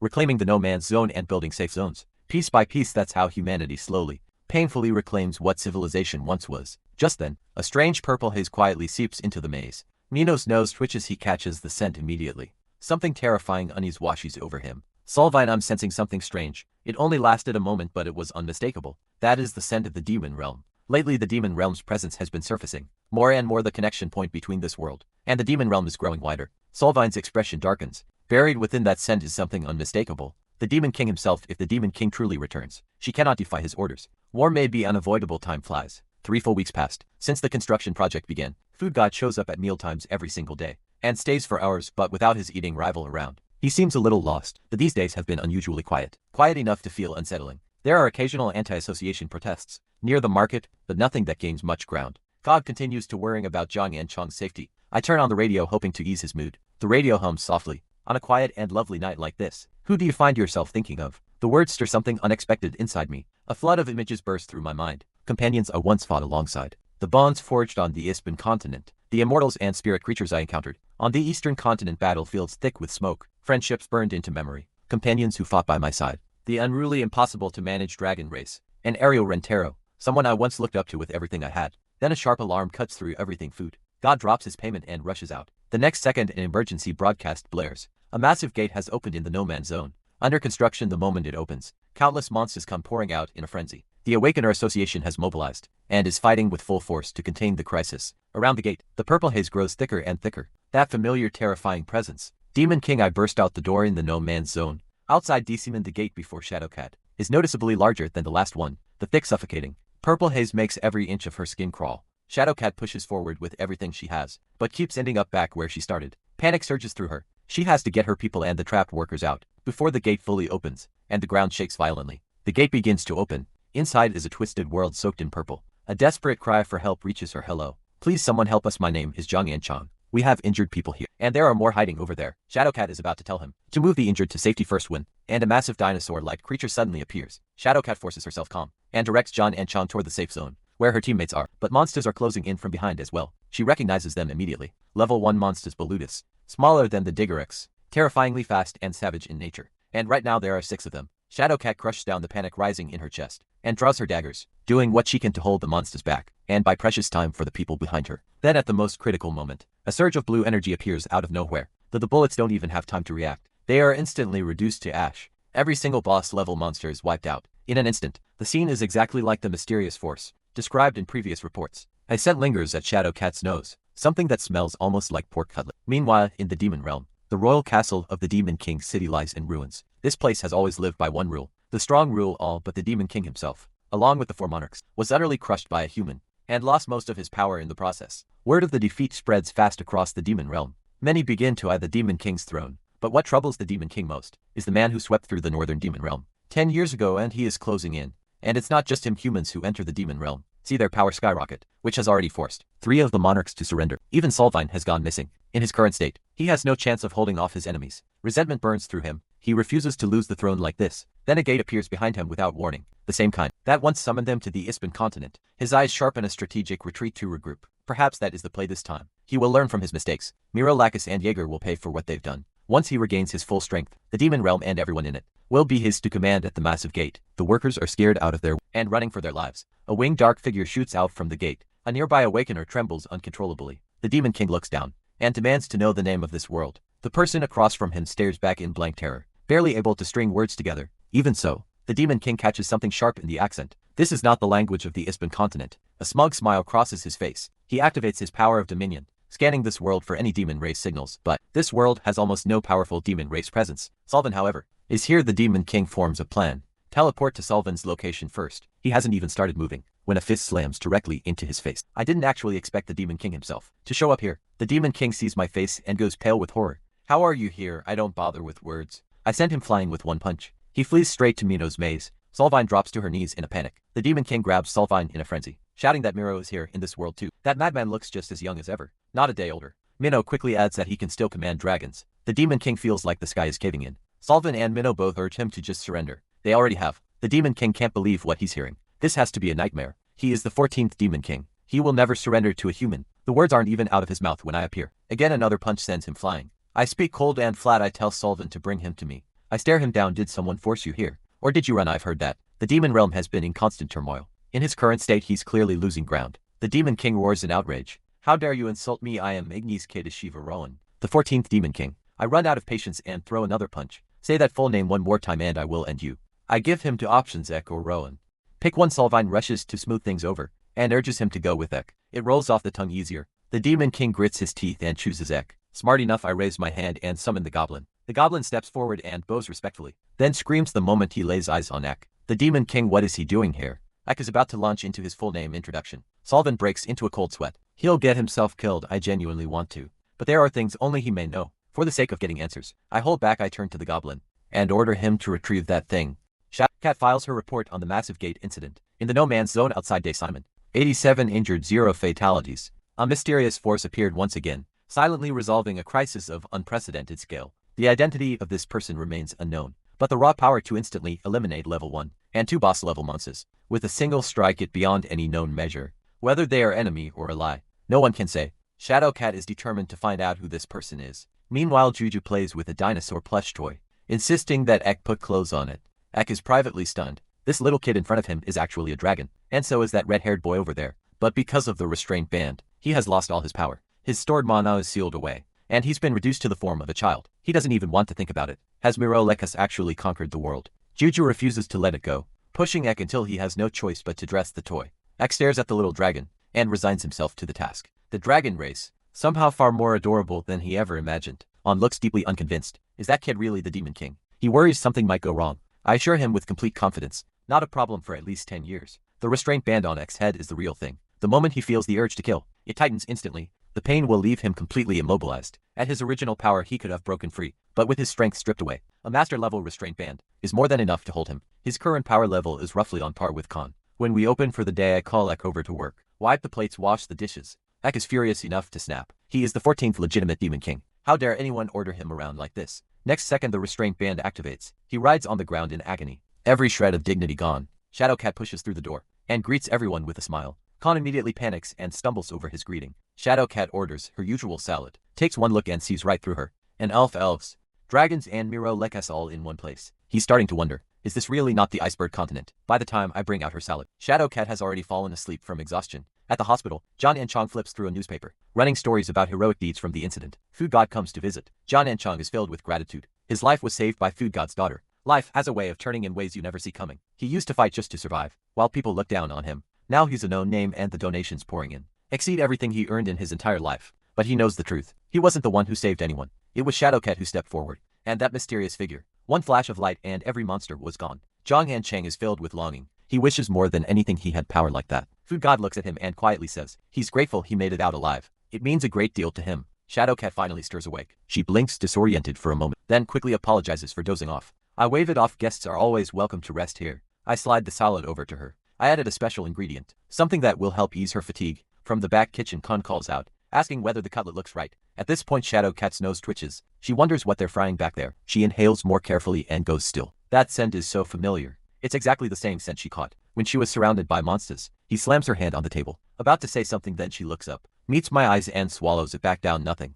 It's nothing. She must just be exhausted from back-to-back meetings. Her mind is playing tricks on her. After all, both I and Con have been tested. Our mana readings are 0. The following morning, the harsh sunlight is unbearable for Ek. The demon realm is always wrapped in purple haze. There is never sunlight this bright. His throat is dry and he goes looking for water, but catches sight of Con sleeping soundly nearby. He is the 14th demon king, and this person sleeps right in front of him, without a single shred of caution. He's about to get angry, when the memory of riding in the maze flashes back. Acting out right now will only make things worse for himself. Just wait, once he recovers his power, every single one of them will answer for this. Reaches for the faucet and Juju, half asleep and mumbling, points him toward the well instead. Ak scolds her she shouldn't speak to him so casually, but Juju is too sleepy to keep her eyes open, and drops right to the ground. Fast asleep. Beck frowns. She can't sleep here. My 3 house rules flash through his mind. Rule 1, take care of Juju. Rule 2, wash the dishes properly and do the work. Rule 3, be polite to customers. Do not use any power. Break the rules and face the consequences alone. Ake's expression is pure misery, but he picks Juju up anyway. The moment she's in his arms, something unexpected catches him off guard. She is so warm, soft, carrying a faint floral scent. Nothing like the demon realm. There are so many things here that the demon realm could never have. What a strange place this is. Ek watches everything happening in the restaurant. In silence, my day is about as simple as it gets. The first thing I do after waking up is step outside for a smoke. He's heard it's bad for you, so he spitefully mutters a curse. Smoke more, he says. Just kill yourself with it. The moment that thought crosses his mind, the restraint band kicks in, and he's writhing on the ground in pain. I don't quite understand, but I don't say anything. I head inside, do a quick sweep of the place, then settle down with the newspaper. When the time comes, I head out to the market to pick up fresh ingredients. Back at the restaurant, I get to work preparing the meals. As the aroma slowly fills the air, Ike is clearly starving, but he's too proud to admit it. One by one, human customers trickle through the door. After the last customer leaves, I sit down for drinks with Con, the older of the dragon kids. A world this quiet and peaceful. It couldn't be more different from the demon realm. No killing, no fighting. Just calm, easy days. The kind of place you don't want to leave. This strange, soft feeling. It's almost irritating. Meanwhile, outside the Awakener Association, a crowd of citizens is demanding answers for the destruction of their homes. The patrol officer, a familiar face from the rest, explains helplessly the damage is too widespread. The team is too short-handed, but they're doing everything they can. Listening to the accusations being hurled at him, Wu questions his own career for the very first time. He gets grabbed by the collar and humiliated. He gets hit for no reason at all. And yet he truly is doing everything he can to help. But deep down there's an emptiness he can't shake. Awakeners are the world's shining stars. Patrol officers are just background extras. The thought terrifies him. Is this really all his life is going to be? He works himself to the bone every day, and nobody notices if he vanished tomorrow. No one would even care. The thought leaves him bone tired and inside and out. He doesn't want to do this anymore. The moment that thought takes hold, he makes up his mind he's quitting. Dead drunk, he greets me with a smile. Long time no see, boss. It's his first day off in as long as he can remember. To mark the occasion, he wants to come sit at the restaurant for a while. I give a warm nod, grumbles with a scowl. Didn't you say we were closing? You even made me sweep the floor. What are you staring at? Seeing this, I quickly turn to the customer. This is my nephew. He's going through a rebellious phase. Very rude, I know. I'll have a word with him. Please come in. The moment the customer steps inside, I give Ek a thorough beating. Then I turn back to the customer. My nephew will come and apologize to you personally. I'm truly sorry for the unpleasant welcome. Have you eaten? He shakes his head and tries to say he has no appetite, but his stomach lets out a loud, perfectly timed growl. I smile and suggest, how about some of my freshly made marinated seafood? Eyes light up. Of course he's in. Who could ever say no to marinated seafood? This time I've prepared 2 different kinds. The first is soy marinated kraken, a whole kraken slow cured to perfection. The second is soy marinated archerfish, made from archerfish roe. The roe looks almost identical to pollock roe, but the flavor is far richer and more complex. The key to great marinated seafood is top quality ingredients and top grade salt, so this time I use sea salt. Before long, a full marinated seafood set is ready to serve. I remind him, a drizzle of sesame oil takes it to another level. The squid has that perfect chew bite, and it instantly brings back a taste he knows: savory, salty, and just the right kick of heat. The kind of food that makes you want to drink. To go with it with something warm in his stomach. Life finally comes back into him. I feel relieved seeing this. I haven't seen him around lately, and I've been worried something had happened. He's quiet for a moment. It's a long story. He finally says, his family had always been ordinary people. Nobody special going back generations. His father came from a remote village. Moving to the city was like going to a foreign country. His father ground his way into university through sheer determination. Only after landing a company job did he finally find his footing. And he always told his kids that getting into a good university was the only real path to success. But Choi Jae-woo was never cut out for academics. No talent for sports. No natural charm to win people over. Hearing this, something stirs in me. This all sounds strangely familiar. He barely scraped into a university, the most unremarkable one imaginable. Just as he thought, he drifted through college with nothing to show for it. The world fell apart, nothing was ever the same again. Awakeners appeared, gates opened. Humanity stepped into a new era. And yet, as expected, he was still that same invisible nobody, always left outside the main current of the world, always a side character who didn't matter. He was trying so hard to live his life. And yet he couldn't stop asking himself, is this really all there is? I've never been good at listening, even worse at offering comfort. But 30 years ago, I went through the exact same thing. The words someone once said to me back then, maybe they can reach him now. My father once told me my choices were never wrong. Life is a road full of thorns. Some stretches are good, some are bad. Life is like sailing through a storm-battered sea. When everything goes dark around you, the ground beneath your feet is the right path forward. It's like a lighthouse guiding you through the chaos, no matter how lost you feel. When I finish, I feel like I may have overstepped. I apologize. The customer's eyes go red. No, thank you for caring. He takes another bite of the roll and lets out a genuine compliment. The ingredients you use must be incredible, boss. I nodded. That's right. I use only the finest sea salt. He looked surprised. I had no idea salt could make such a difference. Without salt, I explained, the marinated seafood spoils in no time. And even if it doesn't without salt, it's completely bland. Flavorless salt looks like nothing special. But when it comes to making something truly good, it's irreplaceable. The kind of thing you can't help but be grateful for. Something that looks unremarkable, yet earns your deepest gratitude. Those words seem to hit something deep inside him. He looks up at me. Boss, have I been doing a good job? I meet his eyes. Sir, I have always been grateful that you exist. Completely cracks, tears well up in his eyes. Ek walks over at that exact moment and delivers his apology stiffly. Painfully stiffly. The customer quickly waves it off. I'm fine, but thank you, boss. Next time I'll be back as a patrol officer. Patrol officers have never been unimportant. They are the most vital link between ordinary citizens and the Awakeners. They bridge to completely different worlds. And perhaps it's because of them that humanity is able to live in peace at all. His choice was never wrong. It was and always has been deeply important. Outside the restaurant door, a mysterious, cloaked figure quietly turns and walks away. At the forge registered under an Awakener's name, Smith is hard at work sharpening his weapons. He's a craftsman who specializes in weapons, built for taking down massive monsters. This time, he's also embedded a level 1 magic stone into Jin, saying whose weapon the mana responds is flawless. Keeping the bodies of high-level monsters fully intact is a miracle in itself. The quality of materials extracted from those bodies is almost beyond imagining, and every single monster was brought down in one hit. Whoever did it struck with pinpoint precision, each one going down instantly without a struggle. That's exactly why they've been able to collect such an enormous quantity of magic stones and materials. The entire Awakener Association has been searching around the clock for this mysterious master, and they've come up with nothing. One-hit kills on high-level monsters. That's the territory of a level 0 combatant. It means whoever this is holds at least 3 master-level classes. No one in this world has ever held 3 master-level classes. If someone like that truly exists, why stay hidden? Why only step in during major disasters? The association has absolutely no answers. Juju and Big Cat are out playing when they make another discovery. Juju shouts with excitement they found another gem.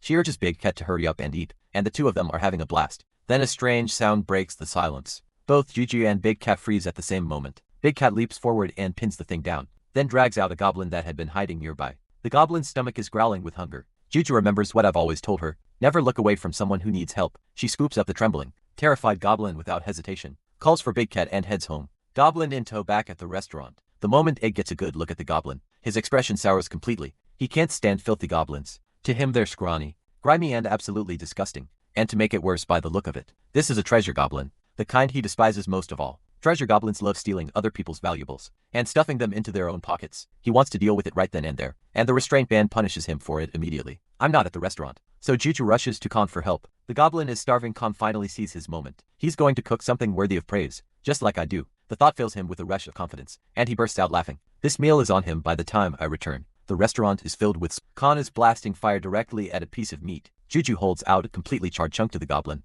I stare. What exactly is going on here, Khan? Are you trying to cook the meat or use it as firewood? I glance at the goblin and pause. My eye of insight picks it up immediately. This is a gourmet goblin. Goblins are a special species, with an extraordinary range of evolutionary paths. As the weakest type of monster, scholars have always kept them as a top research subject. Gourmet goblins are famously picky eaters, but once they taste something that truly satisfies them, they always offer a treasure in return. Juju proudly takes full credit, beaming with delight. The gourmet goblin must have wandered through a gate somewhere and stumbled right into Juju's hands. I take out a jelly treat and hand it to Juju as a reward. Seeing how happy she is, I make a note to prepare more of them going forward. Now I need to figure out what the gourmet goblin actually wants to eat. I summon my own goblin to communicate with it. Saves the trouble of a formal introduction. After a brief exchange, I learned the deal. Cook it a proper feast, and it will offer a treasure in return. It used to live high in the mountains, where giant birds nest. The eggs of those birds were its favorite thing in the world. Think it over. A giant mountain bird. Could it be the Thunderbird Avalon? Then it hits me. I actually bought a monster egg not long ago. No Avalon egg, but something even rarer.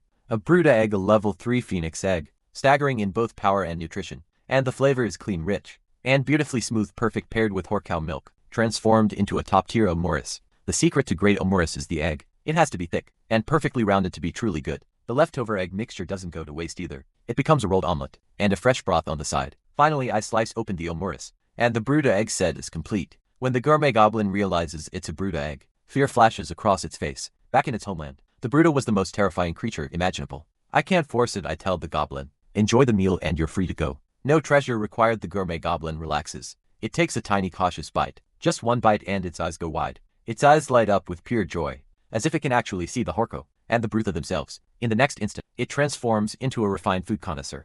It even sprouts a mustache. Ek looks more disgusted than ever. Seeing the goblin's look of pure satisfaction, I know the meal has hit the mark. The dorm goblin gives a light, dignified cough and solemnly hands me a jar. Since it's offering willingly, I accept without hesitation. Ek sees it out with a grimace, muttering that he hates goblins even more now. When this thing gets hungry again, it'll probably just move on to the next place. I open the jar with curiosity to see what's inside. Meanwhile, John and Chong's brand new noodle shop has just officially opened. John and Chong beams with enthusiasm, calling out a warm welcome to every customer who walks in. He eagerly asks about preferences and stops mid-sentence frozen, standing there staring blankly at the goblin that just walked through his door. Elsewhere, Shadowcat is still piecing together the strange events of recent days. Belt's unexplained death, the Mandrake and Daciman vanishing without a trace, trouble at the Magic Crystal Mine dungeon, even the city's expansion, all of it centered on the Daciman district. When she was being hunted down, the one who stepped in to save her was the restaurant owner's nephew Khan. That ordinary little restaurant must be connected to that unknown power. The terrifying flames that drove the outsiders back, with a single move and the restaurant owner's nephew appearing right there at the scene. Why? Was it that particular place where they crossed paths? Was he really just out traveling? The more Shadowcat thinks about it, the less it adds up. He pulls up my file again and reads through it word by word. Previously resided in City F, a city that has long since become a no-man's zone. No known family, the only listed connections. Khan and Juju and Ek, who appeared out of nowhere recently, with no civilian registration on record whatsoever. Could there be a hidden past? Times like these that wouldn't be unusual. None of those kids look anything like me, but dwelling on that doesn't seem to lead anywhere useful. After turning it over and over, the most suspicious piece is still Khan, a man who walked into a no-man's zone alone, yet registers as a perfectly ordinary person, with no detectable mana. Then Shadowcat latches onto something. Whoever controls that unknown power holds at least 3 master-level classes, but the Asakation's Mona scanner can only detect up to 2 master-level classes. No one in this world has ever been that powerful, but in her original world, there were people like that. They just didn't fall into this world with her. The powerful ones who fell alongside her back then have since become enemies. If any of these people truly hold more than 2 master-level classes, the file the association has on them is worthless. But all of this is still just guesswork. To get real proof, she have to move. I look at the ingredients I just brought home and let out a quiet sigh.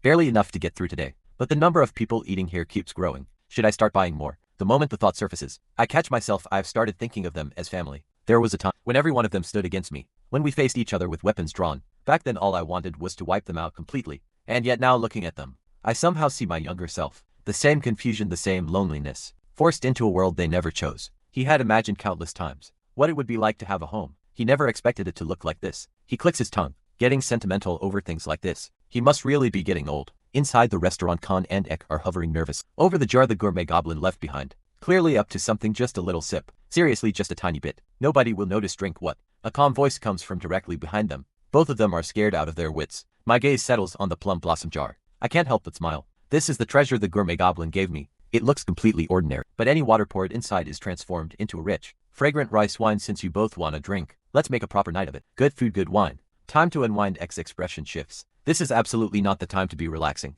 That elf is still watching us from the shadows. Her stealth ability is no joke. I stay completely calm. Shadowcat's surveillance, I've known about it for a while. Ever since she visited the restaurant, she's had her suspicions. Shadowcat's stealth technique is genuinely top tier. But to my eyes, every little move she makes is completely transparent. It's like a child trying to sneak something past a grown-up. In moments like these, pretending not to notice is the polite thing to do. X still doesn't get it. He can't stand elves. Deep down, the moment he lays eyes on one, he loses control before he can finish. X suddenly clutches his head and lets out a piercing shriek. Juju rushes over and gently pats him on the back. Goes pale. Damn restraint band. I crouch down beside him. My eyes go cold. I hate the demon race too. Every last one of them. Meg gives up arguing and asks, why don't I just use this overwhelming power to take over the world? You have power even I can't match. Isn't it a waste to just let it sit there? The strong ruling over the weak. That's just the natural order. And power comes with responsibility. If the strong don't hold the world together, it collapses into lawless chaos. If you have no goal, then what was the point of becoming this strong? Ek looks utterly disappointed. Someone who even he can't stand against. And this is how they choose to live. He gets completely ignored for it. He scoffs. Fine then. I'll tell you something. I know the demon realms were better than anyone. I can clearly smell different kinds of mana here. This world is already connected to the demon realm. On top of that I can pick up the elven aura. Something completely opposite. And the cold mechanical scent of the machine world. I know about all of it, but lately there's something else. An extremely dangerous aura. Quietly spreading that direction. Ek raises his hand and points. Something over is radiating a heavy demon realm aura. The no-man zone north of Deciman. Gates are scattered all over that area. A connection to the demon realm wouldn't be surprising. But the problem is, the outsider's base is located in that exact same area. But what's stranger, it's not the scent of the demon race. It's something specific to black magic. What he doesn't say out loud. There's also an overwhelming, suffocating smell of blood soaked into that place. He has no idea how humans got their hands on black magic. But whatever the method, it's brutal and vicious. Without a doubt. The corner of X's mouth curls into an amused grin. Looks like things are about to get interesting. If he said everything right, it would ruin the fun. He looks at me. So aren't you even a little curious what those humans are planning? I know it too. Peaceful, uneventful days are not a bad thing. But the moment I stop moving, this body starts to rust. The gate in front of me has long been fully cleared. Nothing left inside, so I come here just to move my body every once in a while. Like right now alone. In the middle of a training session no one knows about. First wind magic. Countless long blades tear up from the ground and launch into the air. Then they come screaming toward me at full speed. Then comes the technique that lets me take blades head on. Supreme body arts, pushing the physical form to its absolute limit. And then, power strong enough to carve out an entire world. The radiant wings commanding absolute force. -1 master level classes all held by one person. Power that has long at the very peak of this world. And yet this strength, unmatched by anyone, brings nothing but emptiness. Even with all this power, I still couldn't stop the dimensional rift. Is a god controlling the dimensional rift? A god then? Why connect Earth to all these other dimensions at all? If fate was already decided, then why give me power like this? My life feels like it skipped the most important part. The part where you grow. It leaves me drifting hollow again and again. A person with no direction forward. Can someone like me truly attain a 7th Master 2 level class? I step out of the gate. The sun is almost up. I have to get home before Juju wakes up. But just then, the ground beneath me gives a violent shudder. An earthquake. My chest tightens. Juju is still at home. I have to get back right now. In the next instant I flash home at full speed. Khan is already holding Juju, tucked into the corner of the wall. But the moment he sees me, he demands to know where I've been. Thankfully Juju is still sound asleep. Dragon nests deal with earthquakes all the time. To him this is nothing new.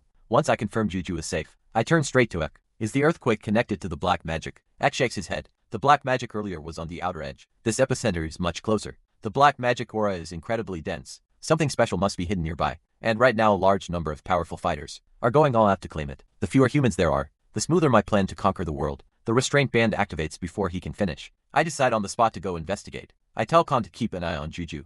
Ek scrambles after me, insisting I take him along. The two of us move fast, arriving at the chaotic no-man zone in the northeast. At the center of the battlefield, Jin Sang-ho is holding his own against two opponents at once, facing both Archer and Nightmare alone. Arrows and spear crash against each other. With brutal force, mana explodes outward, sending a terrifying shockwave through the air. Jin Sang-ho grits his teeth and falls back, but the enemy catches the opening. Hardman lets out a wild laugh, ready to press the advantage and end the fight right there. But before he can land, a cold blue bolt of mana slams into him. This area has drawn together an extraordinary number of well-known fighters. Jin Shun shouts for Jin Sang-ho, not to worry, he'll handle Hardman. Jin Sang-ho should focus on taking out the most dangerous one, Archer, but Jin Shun's ability is a direct counter to Nightmare's, and the situation is turning bad fast. And then a figure appears.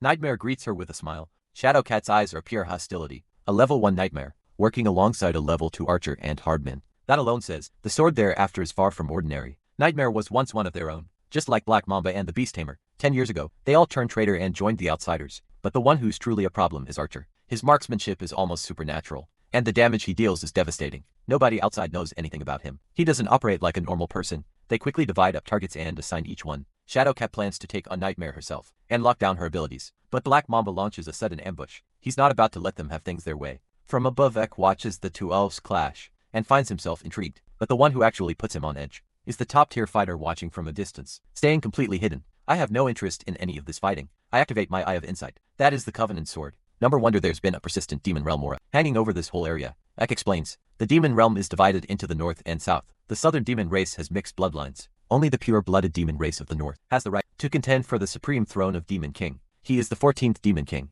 the one who united both north and south, rightfully and legitimately. That's a lie. I call it out coldly. Which part was it that started being false? Ek goes pale. He admits he only unified the northern demon realm. While launching his assault on the south, he was forcibly summoned to the Iceburn continent, while he and the four monarchs were being suppressed by me, unable to fight at full strength. A human named Jaeger broke into the demon realm and carved out a foothold. Ek lost that battle for the Demon King's throne and fled. I'm satisfied that he's finally telling the truth. Then I press further. What does the assault on the south have to do with the Covenant Sword? It turns out, there's an altar at the very center of the demon realm, one that only a Demon King can enter. Whoever draws the Covenant Sword gains enormous power, Anyone can draw it, but humans can't withstand the power of the demon realm. Once the demonic energy seeps in, they lose their humanity and go berserk. Jaeger was only mildly corrupted by the demonic energy, and even that was enough to turn him utterly savage. Before he can finish, X sees what I'm doing and screams, "Hey, what are you doing?" Blinding light engulfs everything in an instant. No one can see anything. I use the moment to walk toward the Covenant sword. X screams, trying to stop me. Even if you pull out the Covenant sword, how could you possibly endure the demonic energy? Once you fully lose control,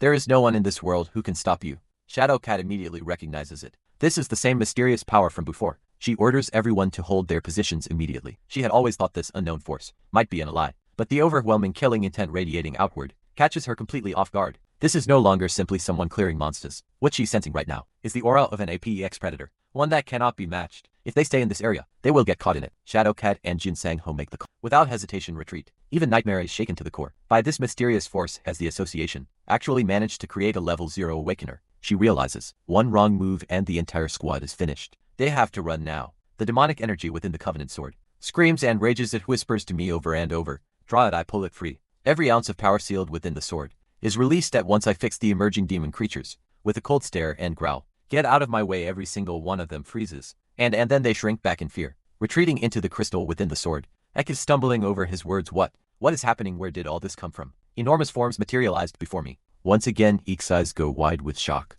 This really? The 8 tribal ancestors of the demon realm. Things who vanished long ago. How were they sealed inside this sword? The southern demon realm was ruled by 8 great tribes. The 8 great tribes who governed the entire demon realm. The 8 tribal ancestors all bow in unison. Greet the demon king summoned by the sword. "We have come to serve." Then they get a proper look at me and freeze. An ordinary human. The demon king seems to be over there. They say, eyeing Ek with disdain. Just some unremarkable little brat. They exchange glances. Who exactly is the sword's master? Neither of these two looks the part. A lowly human daring to be this disrespectful toward us. The words lowly human push me completely over the edge. Demonic energy surges around me. Eek panics and rushes forward to smooth things over, announcing himself as Eek, 14th Demon King. The ancestors cry out in shock. 1,000 years have passed. They are the 8 tribal ancestors, sealed inside the sword by the first Demon King. The first Demon King had prophesied that the barriers between 5 worlds would eventually collapse. Each world would give rise to its own king, and the dimensional war would begin. So they chose to be sealed away, waiting for the moment to help the reigning Demon King unite the demon realm under one rule. The ancestors look around. Is this the human domain? Then let's start by spreading disease. To eliminate the humans, resurrect the undead legions. Heck, can't hold back. You idiots, do you really think mindless slaughter does the demon realm a single bit of good? I raise my hand and sweep every last one of the rowdy ancestors back into the magic stone. Only one remains, a massive serpent. Goes completely dead silent. Alright, now tell me honestly, what exactly did the first Demon King say? The Demon King said, the kings of 5 worlds would clash fiercely. One day the 5-dimensional kings will gather at a chosen battlefield. The moment it finishes, it begs desperately for its life. I raise the Covenant sword and cut it down anyway. These 8 tribal ancestors each carry the strength of up to master level classes, far more dangerous and unpredictable than expected. Every single one must be eliminated before they can do damage to this world. He stares at the transformation of the Covenant sword in disbelief. What happened to it? I didn't just kill the demons inside. I erased the inscriptions and reduced the sword to an antique. Is furious. That sword is completely worthless now. The moment Juju sees me walk back through the door, she rushes over with a smile. No more earthquakes after I left. Everyone is sweeping up the restaurant. I don't want them to worry. I say nothing about what happened. 5 dimensions. The war of the dimensional kings is coming. I hold the title of World King on the Asaban continent, which means I am one of the 5, and Ek the Demon King of the Demon Realm. He is another half the kings of the other dimensions, already arrived in this world too. Ek genuinely can't understand it. Why did I bother saving those humans? He knows I have no desire to rule this world, so what's the point of protecting them at all? Because they're giving everything they have to protect this world that moves me, but has already gone beyond the boundaries of dimensions. This battle belongs to me alone, and I honestly have no idea what I'm supposed to do. I call his name softly. Thinking about it any harder just gives me a headache. Might as well stop. I tell Ek to head to the market and pick up some ingredients. Time to make dinner. Ek heads out to run the errand. Visibly disgruntled halfway there, a strange and familiar scent hits him without warning. This is an aura that can only come from the demon realm. Black magic and the mana mixed into it is far more complex and terrifying than anything he's ever encountered. Who is secretly using black magic to create something? And again, this is a human problem. He can't be bothered to waste energy on it. Just let them tear each other apart. The moment that thought forms, the restraint band hits him hard. He doubles over in pain, clutching his head. Damn restraint band, always at the worst possible moment. Then, a snack shop on the side of the road catches his eye. Snacks it is, he decides with an absolutely scheming grin. Back home, Juju is playing dress up with Big Cat. There you are, little dragon. The next second, he's holding out chocolate and chocolate pies. He teases her on purpose, waiting for what he's owed in return. Juju leans in and gives him a soft little kiss. And in the next instant, X freezes completely. He watches as I do absolutely nothing. And Juju walks right up and gives me a kiss on her own. Ak completely cracks. He demands to know How do you make it look that effortless? He's willing to trade valuable intelligence for the secret to winning Juju over. He swears on his chest a demon king never lies. I tell him slow and easy. Just spend 10 hours a day playing with Juju that's all. Don't let her just ride around on Big Cat all day. Keep it up for 1 week, and she'd be following you everywhere on her own. IK lights up like he struck gold, and agrees to the deal immediately. He's noticed that certain humans appear to be using black magic to create something dangerous. The demon realm had something similar. He's not sure if they're the same thing, and the blood sent from the no man's zone is overwhelming. They're clearly still in the experimental stage. Hearing this, I can't help but suspect the outsiders are behind it. Again, they always manage to pull dangerous things.